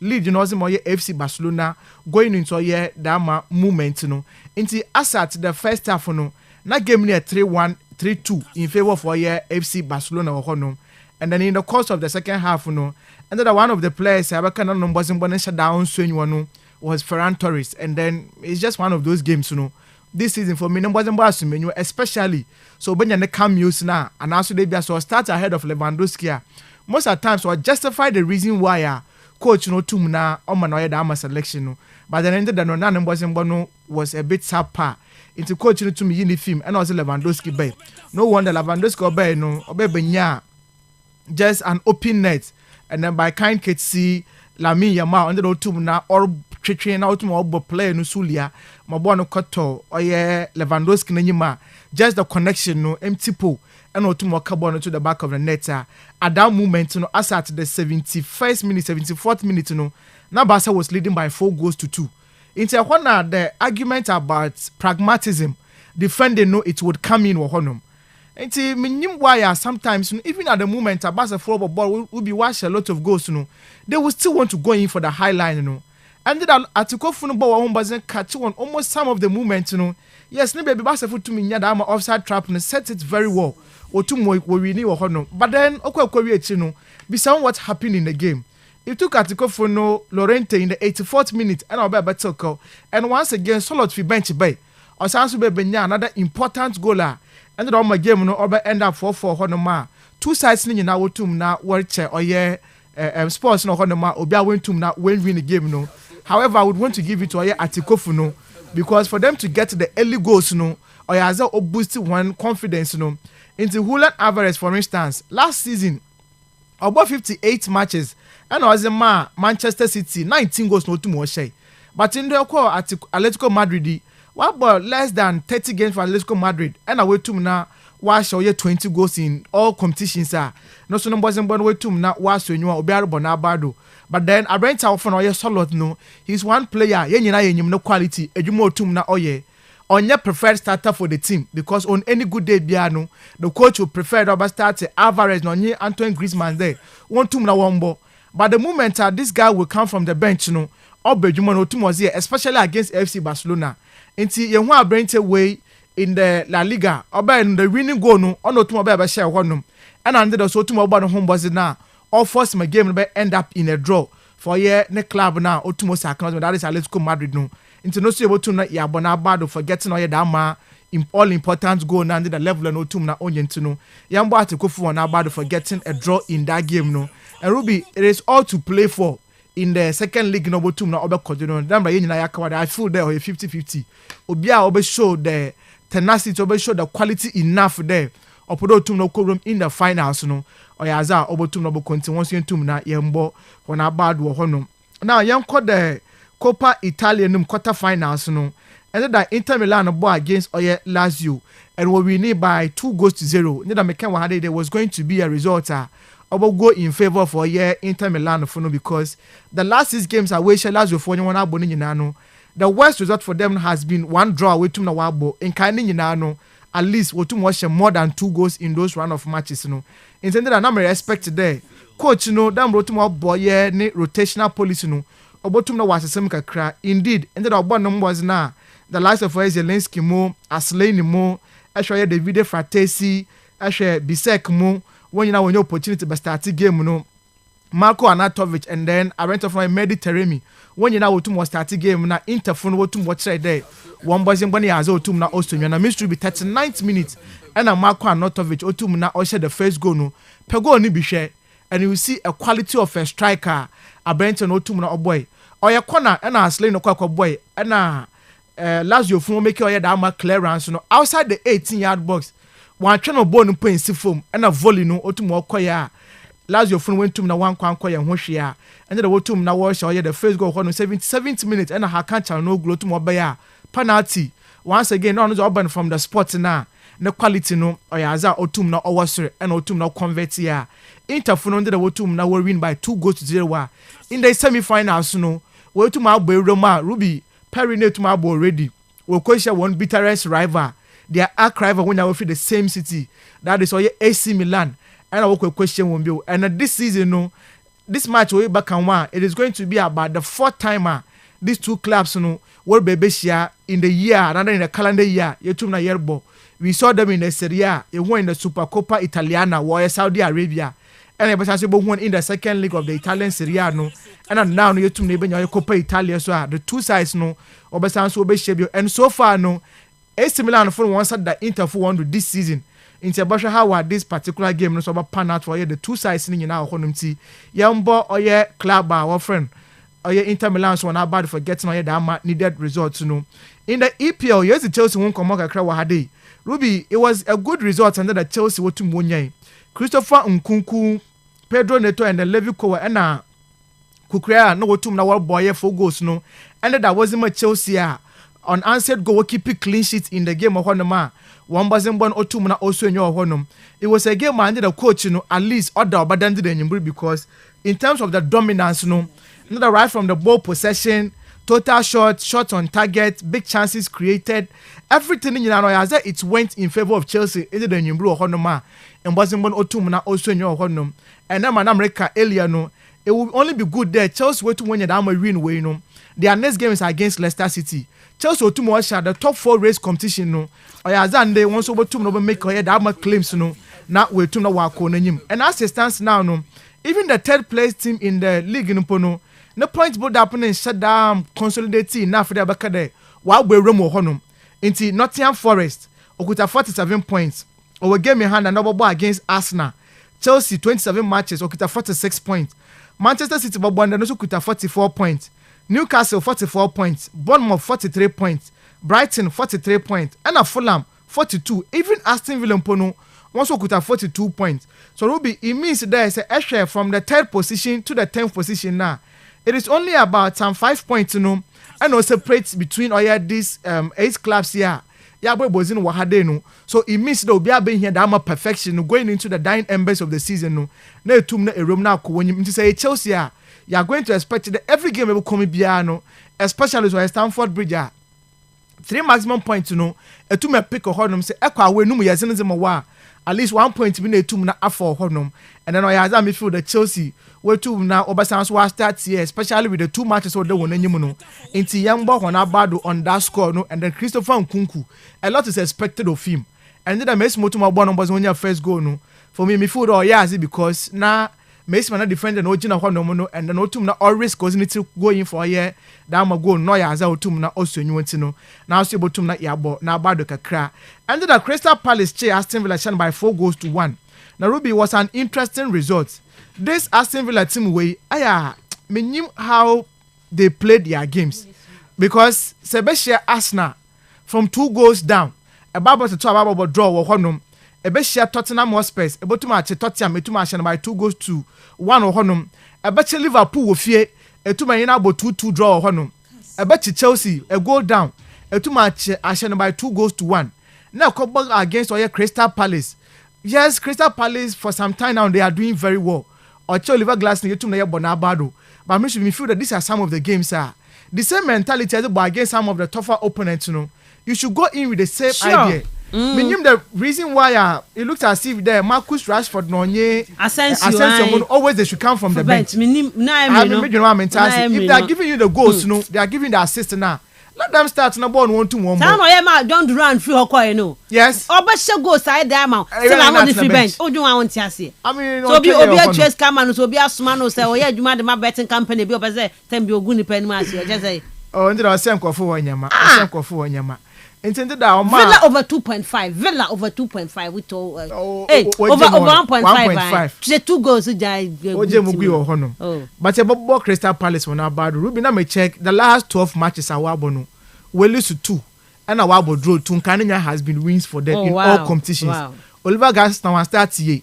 Although we no relegation also won but now either way too many of the players are want to put pick enough or to na worry especially I rent our from Jan Felipe Mateta. I can't say football and from mom. No, they make how I. They make an hour say why Berman Kasan.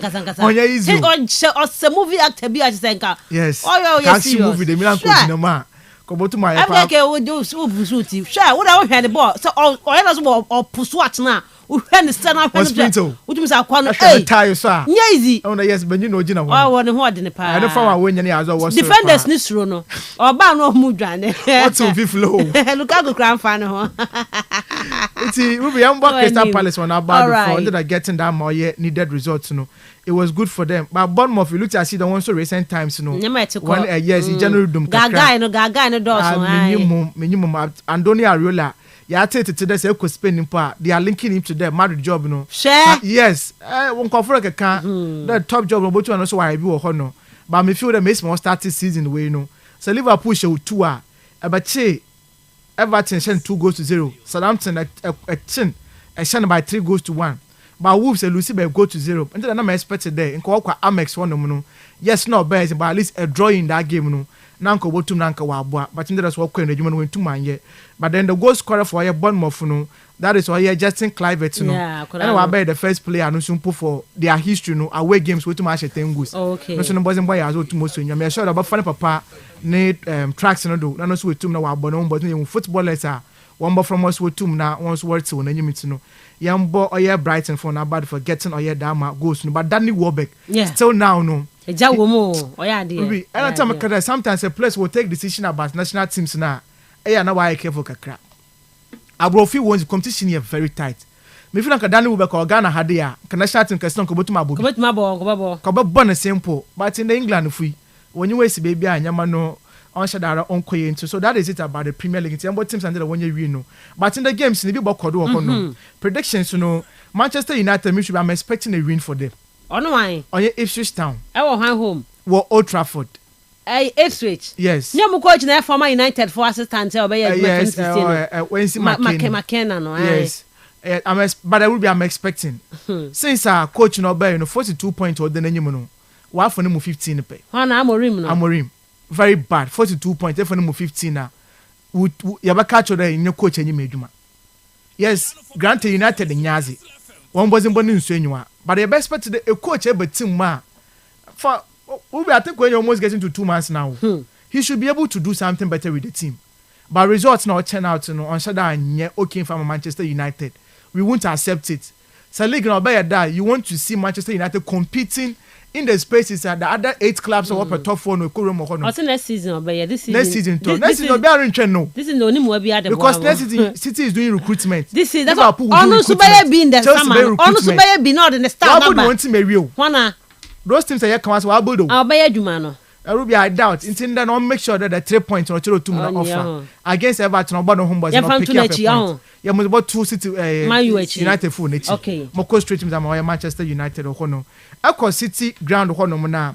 Nottingham Forest but against Arsenal. I must intro Dieba. Now Ruby Arsenal. I did that said press conference Asma Ateta. Ateta. I see 11 points now. Nkofro Kade. Liverpool for the league is over now. Over his dead body, don't give up there on your way. And for me, he should walk the talk. says the one don't wura even work. Yes, you have a game in hand. I understand. But born who players and we are available doesn't convince Arsenal supporters today. Ejumane to na ye. And for me, coaches are what kind of board with them. Until if everyone is writing you offer, not say food Ejumane to my year. This is the moment you need to show there. You are ready for the task ahead of you. But Ruby, Michelle, Bola, Nottingham Forest, Warbo. These clubs and kittens, say that's what Shaka Safuna. The kind of resilience I was for one born or a different. Intimation against Liverpool. That game will be no easy Liverpool. Don't say Liverpool 1-1. No, what ball 1-1. City ground. So when you careful and Liverpool, you see that point, you know. Into a third and the human also see say if you would over your dead body over there, Liverpool for the league now. It start from today. Because Liverpool from definitely are going to play a game more than you. Because they want to a game one day. Into two may pick a 3-pointer. That's not to win in the game now. At least you are still closing the gap. And also make sure also game in hand, you know. Everyone say I shall also to now call him. But Ruby, me feel the favorite team will be the home team going into this game. Yes, Arsenal, Forest, no Forest your favorite. Absolutely. Wow. Even though what City ground one more Arsenal for yazi. Okay. But then say Arsenal form CCR now. Ruby, they are easily predictable. Muka minyim na coach no akwa akobbo passes nkotin. Nkofunu betinechi watch on counter obasha Arsenal. That is one time make sure that one coaching by avoid honum. Inti minya yanka Arsenal mo one set back. Na one different in numbers oba the counter breaks na achi nkofunu honum. 2-3 chance oba ahye no mu 2. Enya one mpa ahye no mu 1. Man kwa nkobbo passes no because they won't be mu on form mo. Against West Ham you saw it. What defending in numbers. Very tight, deep block. One more call me and penetrate or honum. Into a pass ball now around the man. Could be enough for to be around bone or honum. I'm hoping that the coach will be different. Ben White over the weekend, you know. Start him at the right back. Me feel that the joint team of Koto the right wing one now. Obo more than there's it in one area one. Then you push in one area and then Trossard no another Odegaard no will fifth in one. Declan Rice no form na kwa bibi o but one part can coach no. No be the left side of the midfield abo born this season wabo. But just because of your English, just because nkwofu favor nti no one can ask him. Abo na party to enjoy the game opo do obo no. And the coach no onye be different. On check that those coaches now onye medjuma no. But like I said, Nuno Espirito Santo every place now. Okuta one na Ilanga mo hwe Calmos no doy. Boy currency otu mo boys mo ye ni team no. First time we feel that after Chelsea continue now and succeed. But we be make more when you're good environment and also otum no was. Look at Chris Wood. Another player no support this season the numbers no very good or honum. And I'm expecting the game watch to more effect. Okay. Over 1.5 no possibly over so hard. But me feel that based on the pressure that's now for one based on the form no. So what a mistake. Now confirming the early goal in the first half. 10 minutes, 20 minutes, 30 minutes a foregone conclusion for Arsenal. Okay. It will be, I'm expecting that the home team obviously will start as favorites. Okay. But the Arsenal, you cannot also write them off completely. All right. I thought when you made on proving we are seeing there, the league is not over today, it's more cano. Okay. Ruby, mean to predict. May the best team win in this game. All right. The next game, no, Tottenham Hotspur versus Manchester City. For this year, Tottenham for no one side the City for 100%. And for the two matches now, I'm going to say actual results now winning now. Ruby ni nyina positive because a catch City where it had net to me 4-0 etching in the Carabao Cup and the EFL Cup etching by 2-1 yeah. Bibi acha wasn't born was soon. This is the time our club pressure Manchester City be net now for not on the level. This is the time it's in the new I'm going to expect there Tottenham for no and they should make sure the party no by the honum. And I like the fact that the Kevin Dan so was set to so good into the team. Yes, no wasn't bonus Vicario is also back and also and the goalkeeping now. Oh, nice. Jet Spence at the left back one of international performances on your back. Pedro Porro is back into the team. And for Tottenham, their team is set now. Bentancur and then Esha Ismail Pape Metasa will finish in one now. Combination is that good. Measure how was it if one midfield, you know. The partnership of coach and how he's going to be able to get to the midfield for Tottenham Hotspur. However, and I'm expecting this Halani a fit also a starter. Ruby Obaha wa adwene kakra. Okay. Mama Mush the only problem I have with him in there or a bit selfish. Okay. But Otumo play to the tune of the team ni na. Obotum na wa boa two sides will be abashe. But in terms of the defensive aspect, you know, City phone they don't look convincing, especially under pressure. Yeah, will be they don't look convincing. Under pressure, because I think Mensah I don't understand because all bomb utmi bomb Manuel like Obo Ruben Diaz, Obo a friend say Netanake. Yes. What of question of Abeka? That's still now no. What's the defense no? And yet, I mean who near how on fire. I know that my catch out there sitting on Yas and they have one thing in common. One backline in or center backs in I'm married for to me boy you Madrid once in a while. Reason I'm saying this thing in there, say I should the laterals now. So a center back almost there natural lateral makes Is it the first time we yes had So it's a problem. This season it is happening to them. And the Shagos I will consider this season most of the time from the flanks no and about what them could the 51 so and the man shut down for but me feel the cushion of nothing so far no. Boy, you show glimpses there. Oh yeah, penny for no more no masa. Netanake muni we mu no omu guti mu no. Into no dan wo adwuma ye. Ruben Diaz so buy na come out play of the season. Off your ball phone na wo bo. Sana Van Dijk buy anchor that so need Liverpool. Oh yeah, kakakra. It will be I'm expecting goals in this game. All right, okay. Two sides will be out to much go honum. And any team to win this game if you the Tottenham phone will have a lot. But for City phone I can Pep Guardiola now no adwuma ko pon ochoro ye. That is to qualify to the Champions League. Okay. Because if a Champions League no, and as a league person able to make use, a quadri FA Cup, a Europa. Into league is to room top 4 now. Champions and can be. And that would be very bad. And I next season Man City will Europa League. So very interesting. Come Juventus, come on, Monko. All right, I'm expecting that City for not to more Juma. Tottenham is the favorite for this game. Okay. So I'll go in for a double chance for you. Isaac. Yes, Newcastle Tomb or Liverpool Anfield. Even both sides in the one 2-1. Okay. But then sometimes in football, no, Ruby end-to-end right to the opponent and off just like that. Me feel the Liverpool once when you do more they've played a game more than Arsenal. 11 points is easy. But then saying 2 minutes are instead and Kowanyuma. Every 1 or 2 defeats being able to send you in your team. Especially getting to the business end of the league, Champions League is in CCR. A lot of the competitions about Cordo or Honum. In fact, all but the FA Cup and waving back Carabao Cup when you can see our finals game bo. And to coach definitely about try to manage your honor.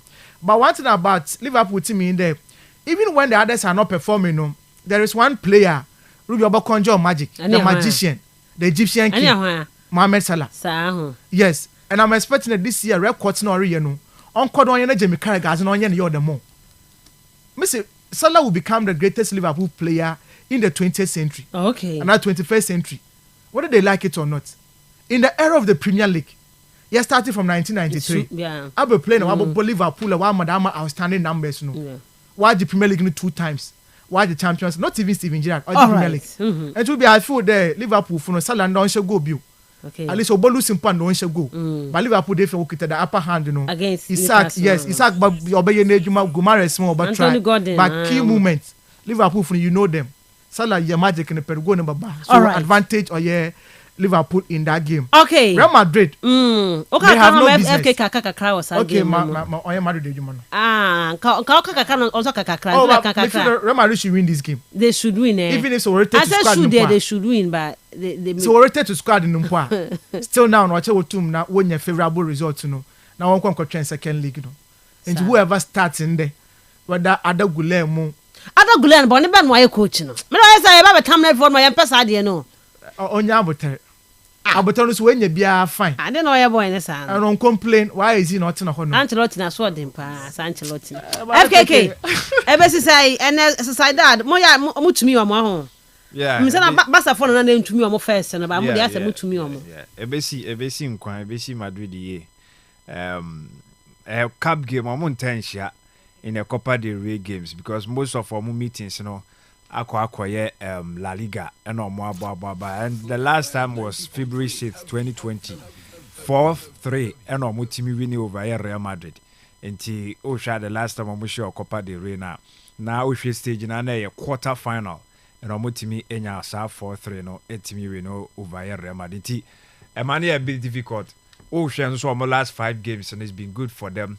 Michel Real Sociedad and Rana Metena Man United ni bi edwan enum say Omoanya Sociedad wo your friends a run of 16 to be you akwaje So I that's what them kind no. Me say Sunday o he Sociedad bo ni bia on kaka sansem no. Ball, share. 1-1. Moody agro. Safo hino ni di no so. Safo hino de obeka. Otumi German you be 1 month no asen aba. Otumi nko. So winti a difficult game but we share the last 4 games are Madrid Madrid with Sociedad. Madrid they winning 3, Sociedad they winning 1. Inti a tricky game. But a cup game, Ancelotti now La Liga ni open and yet La Liga because Madrid they lead moye overwhelmingly a favorite because of Kwaje nti unim said the identity and even say obaji La Liga cry onya Copa del Rey ka ho so I didn't say yes come out but no me know my bad said double chance for Madrid at least where double leg affair Vasquez never but Chouameni and then Alaba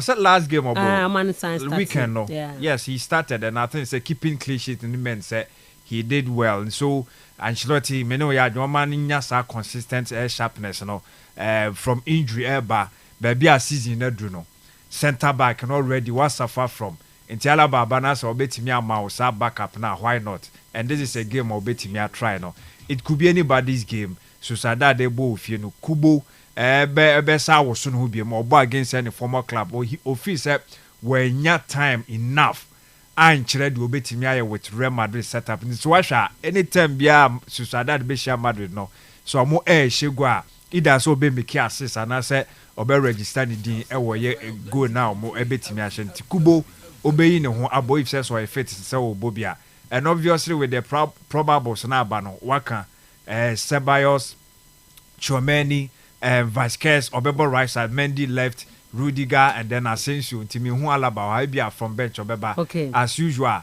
and in the front four no, Jude Bellingham and Mensah from the La Liga no.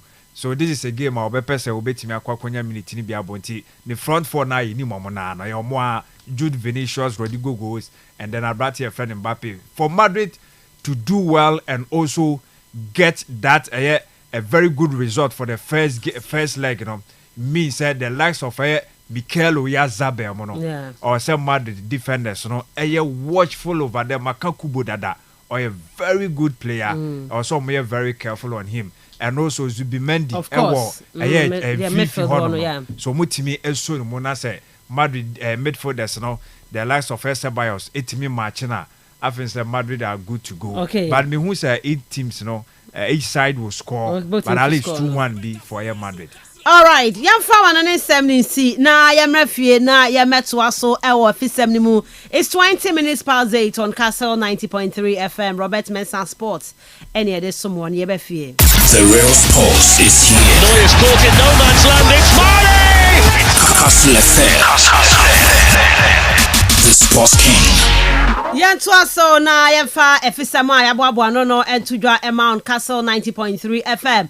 Mamenya o message on 0244 743143 0244 743143. Fa message no efa hobra. Yebaje braken kan e wodwumade no so na ya to me e the amount. Jimmy Carragher ne nsem no de ekoso pa de se ne ati afa ba bia na no na ene ro Augustine Hemford na no atomo na ye simple question yebusa no. It is a question na mebusa no yebusa no Osman mebusa won FKK nyina yebusa etiefo nyina a simple question. The question is Mbappe ene a friend saying Salah for a domain na example no ye fancy a league na wie Mbappe age La Liga Salah age the Premier League obi age 1-1 o here omo performance no in terms of their stats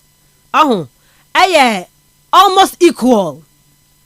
Salah beji AFCON Mbappe akwaji the Euros no kremu Osman why now did say you better oba na wie no win Ballon d'Or no oh man but when you can quote your Augustine him for the answer ye na monsomo de modi na to media ba Mbappe and Salah obia je ne league omo start almost the same where beje AFCON where akwaje Euros a ye Why not just say likely so benya Ballon d'Or no guess na for? I believe it's going to be Mbappe, obviously. But why is because of the people that vote. Those who are in charge of choosing the person who ultimately becomes the winner of the Ballon d'Or. Because I think that our competitions in Africa is not recognized out there by the so-called giants of football. In this case, UEFA, particularly. And so you always, the person playing so well, like with France winning the Euros and winning the AFCON, obviously will stand a chance above the African. And until I say Mbappe and I ebe winnie if we say one more to abano, one more I recognize the Euros no more than the AFCON no. Into no Sakobasa because say be beje AFCON e be anya your sis because say I'm on for no almost said down recognize AFCON no say it's a sala mia ne ho na obobo said then Mbappe the same thing no be akwaje ne dia Mbappe with France no no benya upper hand Ballon d'Or no so than Mohamed Salah enu Augustina Hemfo nsema wode atudwa yenkoya nim na yentie the Black Queens of Ghana wo mokopie mu ewo Casablanca a chese Black Queens for ekoye amokoye some kobo friendly games wo mo any Morocco national team no di kind ball ba ko ma no de ye lose game no 1-0 na wasanke ball a second friendly game na so no and to me ankwan koba ye ama game na to me ama so na no details e ba yin na say initially no na was say ball no the normal grass no so bi but e ba no na nkofo na say game no pese ball no astro table so na penifo se dey bi astro table de enye no ne ade a ye planning enti no ye boss ball no a enye ye enti no ma Ghana ye game no entumi ama so na mom no after games game e kobo ye no ene ahombobo kakra bia Ghana yetumi koye wo window we mo no ena the Black Queens of Ghana head coach achechemu said the no so no ekoye okobo a friendly game no ene how we share girls no so edi dwuma no so far the assessment on window no na say international break no ora last came ono gina mu de ma the Black Queens of Ghana no ono so etumi de san komo etumi edetu yanim. This team came as one group and they are living in a completely different, a better group, I would say. Both off the pitch with the team building, we're having a great team spirit here, and they have been working really hard in trainings. The focus have been more to defend high pressure, play with energy, play as a team. I think we did a good job in the game against Morocco, even if the result wasn't what we were hoping for. But they have following all the instructions and they worked hard. And like I said, we're leaving as a better group and a better team. And somehow last came on ejina mood the Black Queens of Ghana head coach no the two just say nay live as a group who say girls no omo bomo de pa nyema o church omo nya do na no omo de adwuma into omo ko mesare group biema in April ene beba abetwa eno so ene owura no de sankomo no de atudwa yenko experiment ono ya club license manager wose na no de esi wonsu atreman a nei nam so ma pole efrimo no more club license and not musampa they see and when you cry and unfortunate no did say ye kwaye nimu no football no ba be resume no obia ebesua bibi je free mu a okopaka hunu se ball no 3 points hu hia de nenso no obibia enkwa ene eye na ho de no so no ehia yi pa nyina ya ba no unfortunate nyina ya to say it don't happen like that. We should learn from it. We should advise ourselves. We should be very, very conscious. We are close to the Oma. They make it just any 3 points at all costs. Yeah, statistic.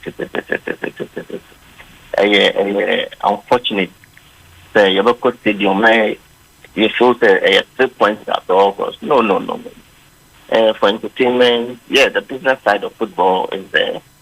We should know that football evokes so many emotions. So if we should be able to control our emotions a bit, I think we'll be okay. Yeah, to me control your emotions, kakra, ebeboy ye papa, experiment, club license and manager. What the Sansam de Atudra, our league gave a resume, Muinchebia and Premier League clubs, and after referees, no, yet to me, Edomafa a year enhanced match day safety and security protocol training. The Premier League clubs in I training one and after referees, Nisun and Yachech almost so, or Kwama Faswa. Almost no match day safety and security protocols no ombe to me enya hu nimde na for so atumi adi so no efe no edi ehu eduma eno so no eye enhyehyɛ ahodo a aba asamo aboaten free ekosai penalty e omra heart ekobo golden kicks no na heart for retwetwe pa se an striker wo no wa yebo free kick a untumi mmɔ corner kick a Osman untumi mmɔ penalty so a untumi mmɔ na makofa the picture bia na odi eye banku no mse banku a kwadi awie dada they say they mode aye boy no social media no so no entwa ye kura guy no e dey a chop aba we say we pa ha supporters ni nyina chow technical team no na board ni nyina say want to me enso amon homodene ama heart an qualify an konanim no obamnya ne ho aye adwumadene se de be ya games aka o manimu no obetumi a given the best e dey ama house folk team ne asamo aboaten free ye what the sansem we nyina no enso no bi e dey atodwa dream FC yakoho no mara ho semba konso asen aba etiefo omo one man supporter who's a dream safety for omo games bia na man bo kita flaka kaka no de na ho no ukọ Dawood e obi ni mu no your friend kwesi menya anopa ye no kase ya entia ensa kan se wa free mu one man supporter for dream safety wono so free mu a ya ho sempa no so no abeto football for ye na so a ye de bi atodwa ama etiefo na Emmanuel Keke and I know a give you last season. I just say, nay, what I hold to cry course one or na. Ye know, said the best a year to say player, Obi a dear that's all, but whom didn't Paul Ghana ha. What to quite compare mu, Obi mine so cocosia kind or coyano. The mother man on Kaya Palm and your matata no, say, what imagine to Musia Kama or Modeban say, Mano Kayake. Can you cut a comet for Dano, some attest met for Dano? Why jet to Miss Obesia kind of Tanzania national team no. Wa naturalize the ama womo tino so who so Tanzania national team e boa na se ne dia ho no osia kan ma womo a Ghana no mse Black Stars no nya dia mo be frɛ no aye bia ntino ne dia midfielder senior man Kayeke Tanzania e no de no ho akwakobo mo a eno so e ho common e dia to dwa dia de twa to nie founder the my young apostles so Peter Dom fese e na no nkrofo gina no si bone okoka se ne team no womo de woman consensus place bi o ma wo ne ade ama nkofo gya no siboni po so wan kan sa FKK do kan nya no say young apostles no mudi nkra che young apostles wo mienu miensa ne ade a ontumi mmo young asmo kan ya no wan ka say wa wo a ontumi mmo ebe wa ba ko de FKK no problem no wo mienu a miensa enya wo dabre ene young apostles enti small kan no emu chechemu o say see di no de kan ya so bo young but wa wo mienu miensa ano so awo dia no to anya awo mienu dia wo mo ne team no wo ba ko dia obe consider ba awo mienu ne miensa dia ontumi mo ne team no ko game bi wo esro wo hu ba bi obdo mko da wo sa video no many boss ba ma chedan friends tent pass tent ba awo mienu dia ontumi mo young apostles team no ne nkomo no so dia tudwa yemra mra fa fi local news yemra emebie mu na yenko ene eye Wednesday Osman kaka cry na ye friends young apostles I'm starting for na ko asemo kan e play na sereba na camp agitum de ontum hwe wi yes ontum hwe wi ontum hwe wi nti se won baby na onya afi na bakade na momo from one school fees na one did banana no motivate the same person will make those statements you know and to another club and did yeah hwemu yo ha so mun check here ho yes won't check away me jizi pad won't check away that is the only thing yes companies will have their policies they will come in for kono wo makami na nka oban bia private workers is it but then football is it you cannot tell the person what they should do with their life Rahim is telling the ways in fine here now I will force 999 14 when I'm fine ways easy entum ncho place go into the man ebeye we say boy we are winning bonuses we are mpua na onye fruit na check them all place man kado bad if they accept there we na one so obeja it is okay but then let's elevate the discourse no yanya more for this is the Premier League we are talking about with this set mentality we never change we kwekwosin fa I hope the players will show 1 year or one it's no one ankasa na wo pe Augustine ahemfo misrubi before them for my mention Kayeke issue no Ruby or good news sir good news Your players will come ahead you.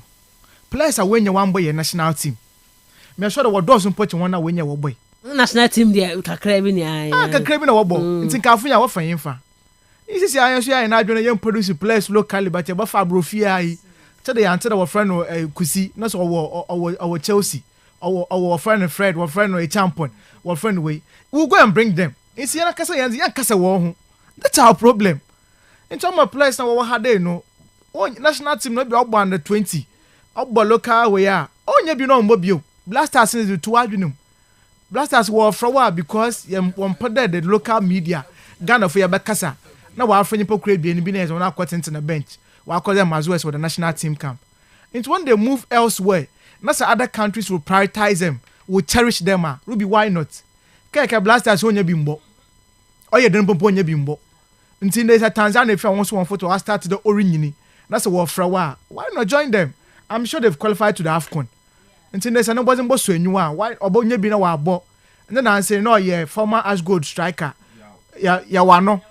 Togo so ko yen sheda yen tse ne ho sam na Najib oni ni je be she Ghana wa hey Najib no o wafa o Ghana ni onye nipa ko yen pa bien nti say wo locally ha dey na so wo bonze bo no so anwua na say nya other countries bi na say botuma switch wa allegiance a me should be switch na konokobo yi hwensi bibiara nsesen oye dwuma na area ane nche da nya Ghana nyi yen players wo boys ma other foreign nationals but no be won investment o Ghana ha dey o den ka be mu ye hu na ma say decide mo kwa onye wasan so Ghana ha kra na BSC they are Diego Costa money ade no betuma gba ma Brazil money ade ba mo ko bo ma Spain mo nti esi wo ba bia na wo ma kwasa na munya ho nom even Arsenal midfield Italian Jorginho so onye Italian Brazilian but Russia national team be amenye bi mbo at the time me pe no and was switching on allegiance to other countries into a local player ebo kotoko ebo hard to folk if any country expresses interest in you there my promise over come national team who na say way project I was bro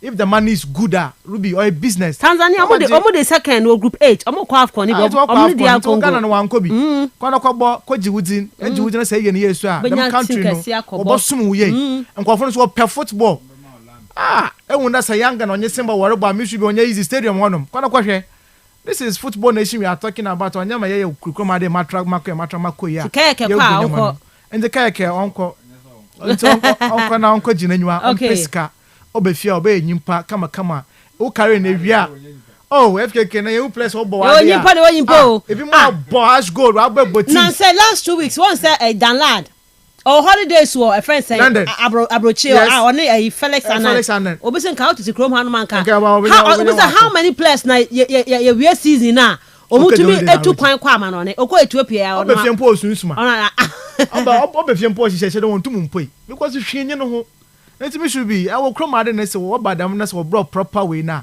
just move on and then go Augustine Ahemfu those conversation about the tournament AFCON onye Euros Copa American others in no Ruby it is about time it's about time Africans and I super be here projections ni because I want to say to me project with tournament now and confirm who the magnitude of it. The last one in the me calf of one metrics number the viewership no social media makes me confirm what's worship but in confirm Europe especially England for no what's AFCON games pretty much discussion for being punkodo yes when did that conversations be I don't how yes it be nkodo one year pre-matches discussion and I that's a time so ball now about the screen don't go for share so marketability these are the things we are saying na go for pa I no correct comment na say someone Jordan can say friend say the last 2 AFCONs are referee of Tunisia obo na be mu be 2 times or the no a case e be so you wait e be so one cap simple yenti no kroma ade and Jose Mourinho o make a comment today the European referee should come to AFCON and learn how to use the VAR. So there are good ones. Some former players no be the white supremacy no. They feel there would no inferior. This is a AFCON said the corner. It will be and I can so or you closer. Yeah. Or you close e bia no nya wanje Champions League. Obi Champions League. Or you close in part. Still there are certain parameters I but the truth is let's be very honest with ourselves. Abrofran enyim on abrofo no. they don't rate our AFCON. Already, no, kind. So was it come approach on my AFCON? Because player a couple major tournaments in your continent. Andre Onana, what club you want to watch about 48 hours. And son, just a won't value AFCON now. What can I don't know? I was a no. I know she. She has some obey, not come expected than care. Former footballers, legends of Africa, can be brain out to one voice out. But then me tell some man that's Samuel to catch I didn't want to look man. What's in coffee? I didn't they won't like you, just do your job. You are not when you. But come if I can see the people and go to my cousin, I was mine.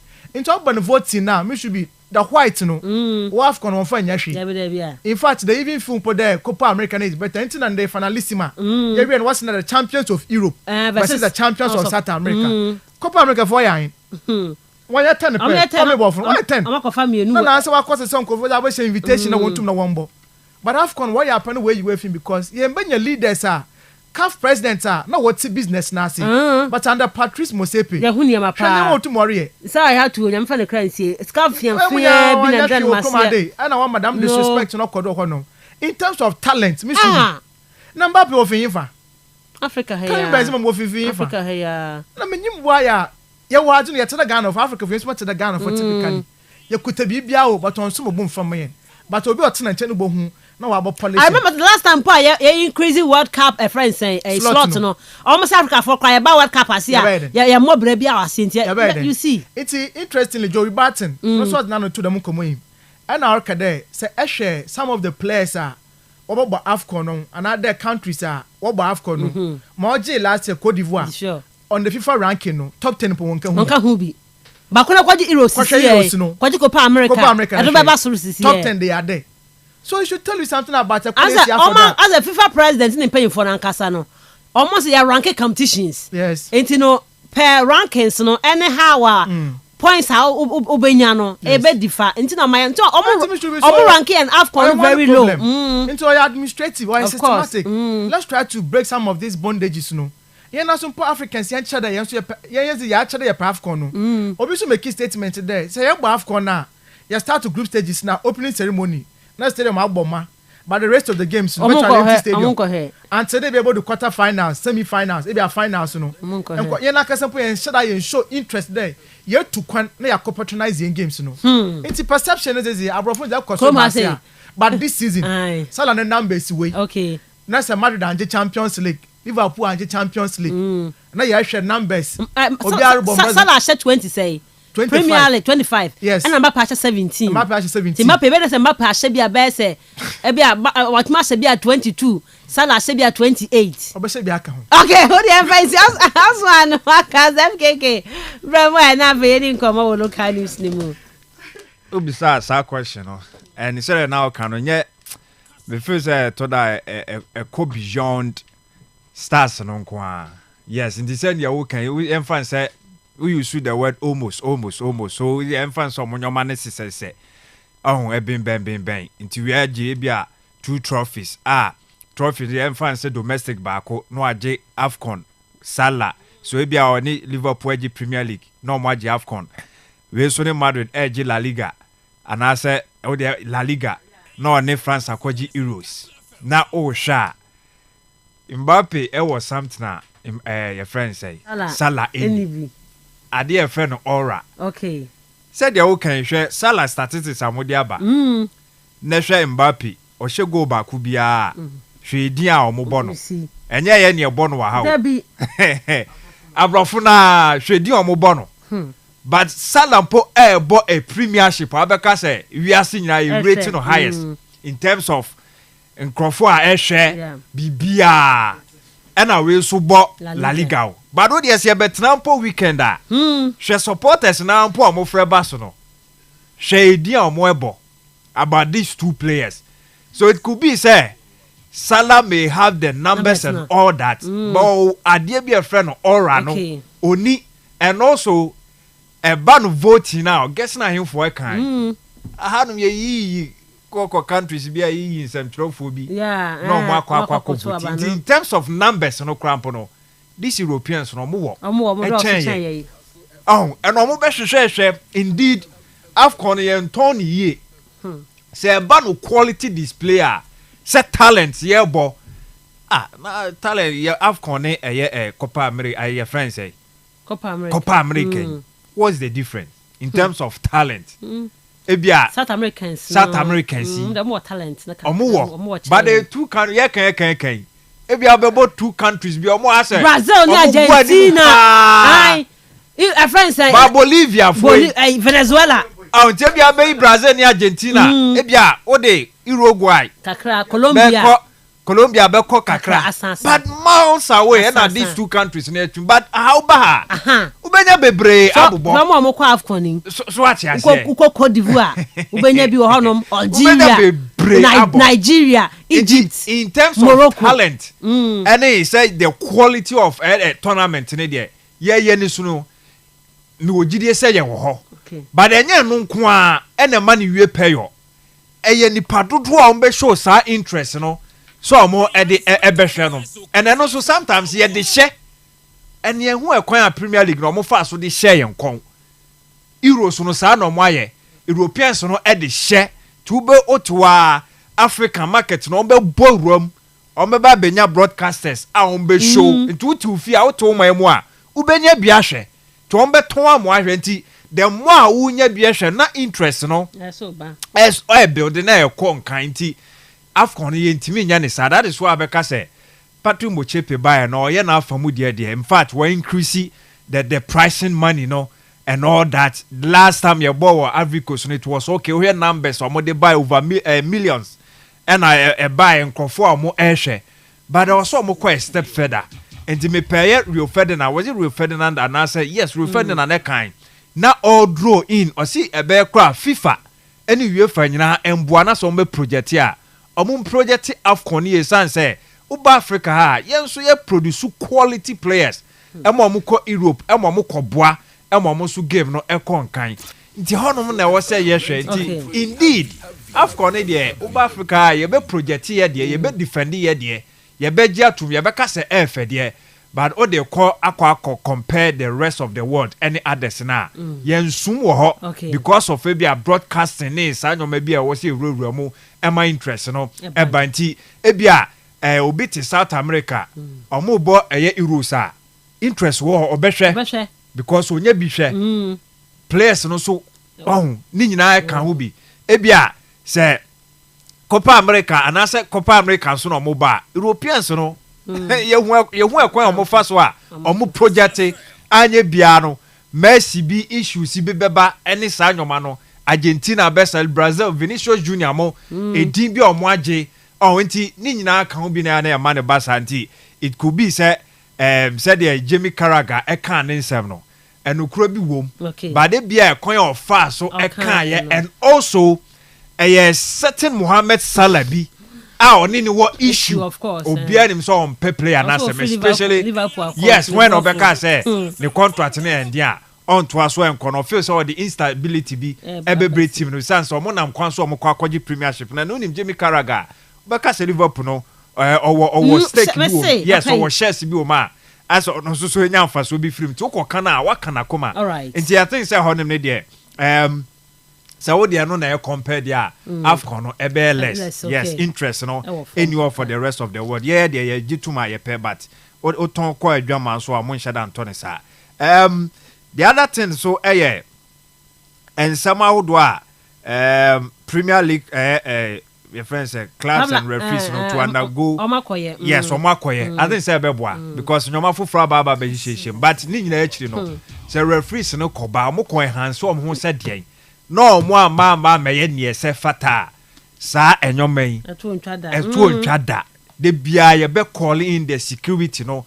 amomodwuma no ai difficult etimi dia mom ti referees no omo so gintum se sometimes I no mo so play a part e was sa nyoma boni na ACC no ntiro omo akwa sua ben e no mo betete me ye sure say e betu omo of course enti afutu no omo famra ma menya adwuma na ye club administrators so that's why mistake so amu say tumo for say o ye mistake a mon tromra mamon ko insight supporters say omo mra park ne so enti no na metie samates omo panyira obai Paul Ayamba na metie no was it Oyerepa so na is it Lawson that meeting no na o ka say Samates won shadanti incident wo ho.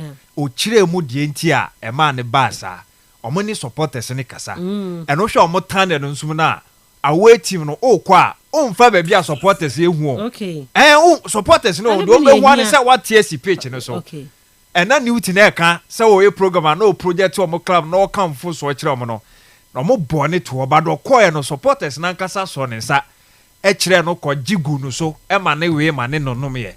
And on one can say dear dance, yes, one of the venue obviously incident free. Ebia, yes, supporters no end come home. But omo come home within them no. Omo abe come omo down. So omo enjuntum no omo encommon him. For me, sa ne was here corner was administrators in the social yes, betimi to supporters no for no omo no omo akasa say yeah, no.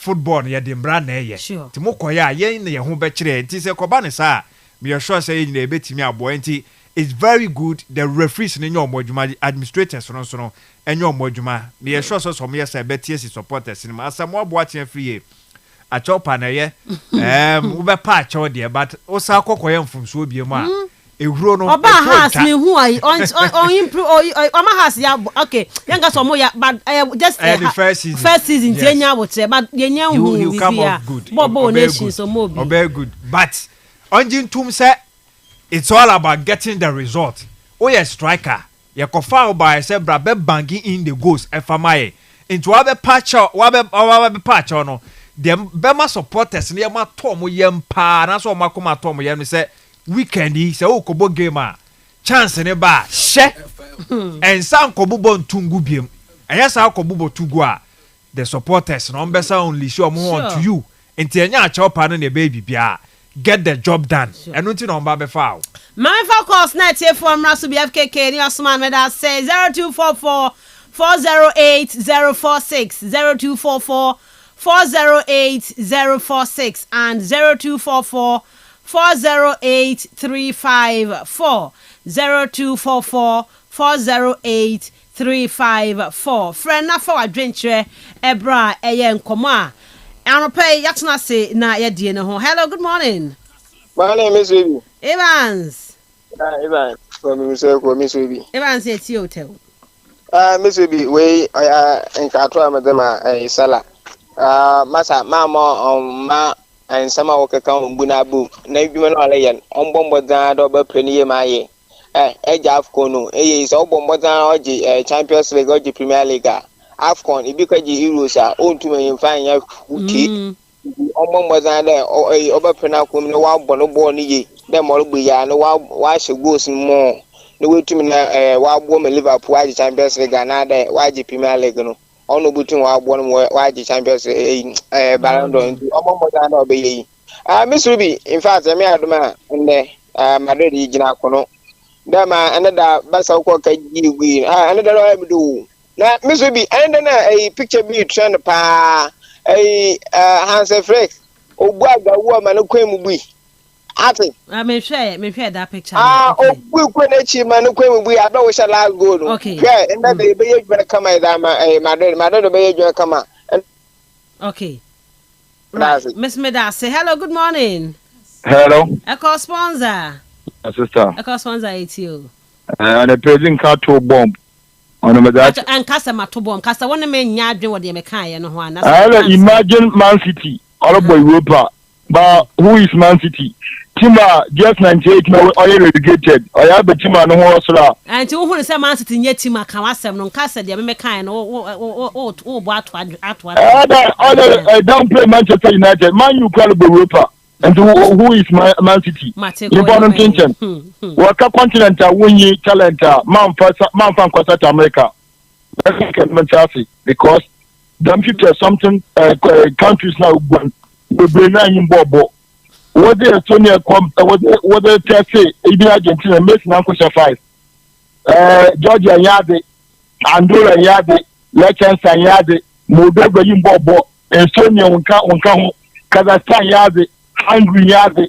Albania in bobo Armenia yade and a correspondent can because the nations don't want more Europe or more talent na kan do more South Africa or more talent obenya how many na kan Oh, now the Uruguay quiet never Europe, but to work European team will be a trouble. I the Uruguay. Okay. But about what the I thought I had a branding.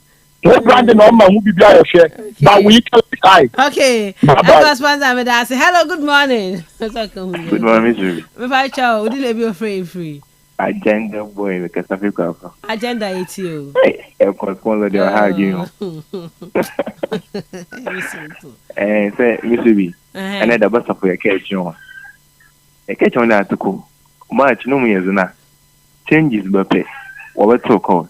At Miss B, this season, at school, one bench, over 35 goals in our system. And see, one bench, none issue. So what we want away changes they want to go be back. And the Madrid side that engage in the H1 trip show. Used to be them Salah no nyimba for us na Balando for used to be on France no where France for na Mbappe so there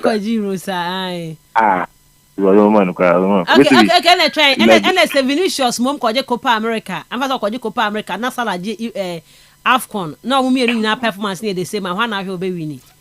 This will be wasn't Vinicius. And found baby Mbappe free asem. Euros now no rating very high. Yeah. Oh yeah, I'm looking. Yeah. Mr. That's a strong. Sir, for Madrid, anthem for son. Everybody be believe. Mate, just out the two phones now. They are ringing tone. Hello, good morning. Good morning. No, Abuja Rooney. Yeah, Miss Ubuya. We are already going to be Kastle I can only hear the future of the country about the year door credit.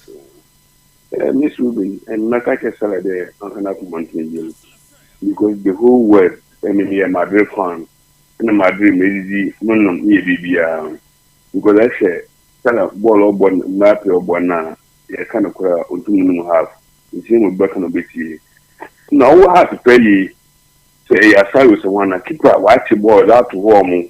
Then my father was here, will not be there. Dinner boss, no, will not do boss. Now, after I'm on at the Fuma. What I can help at you? Never to approach you to wear.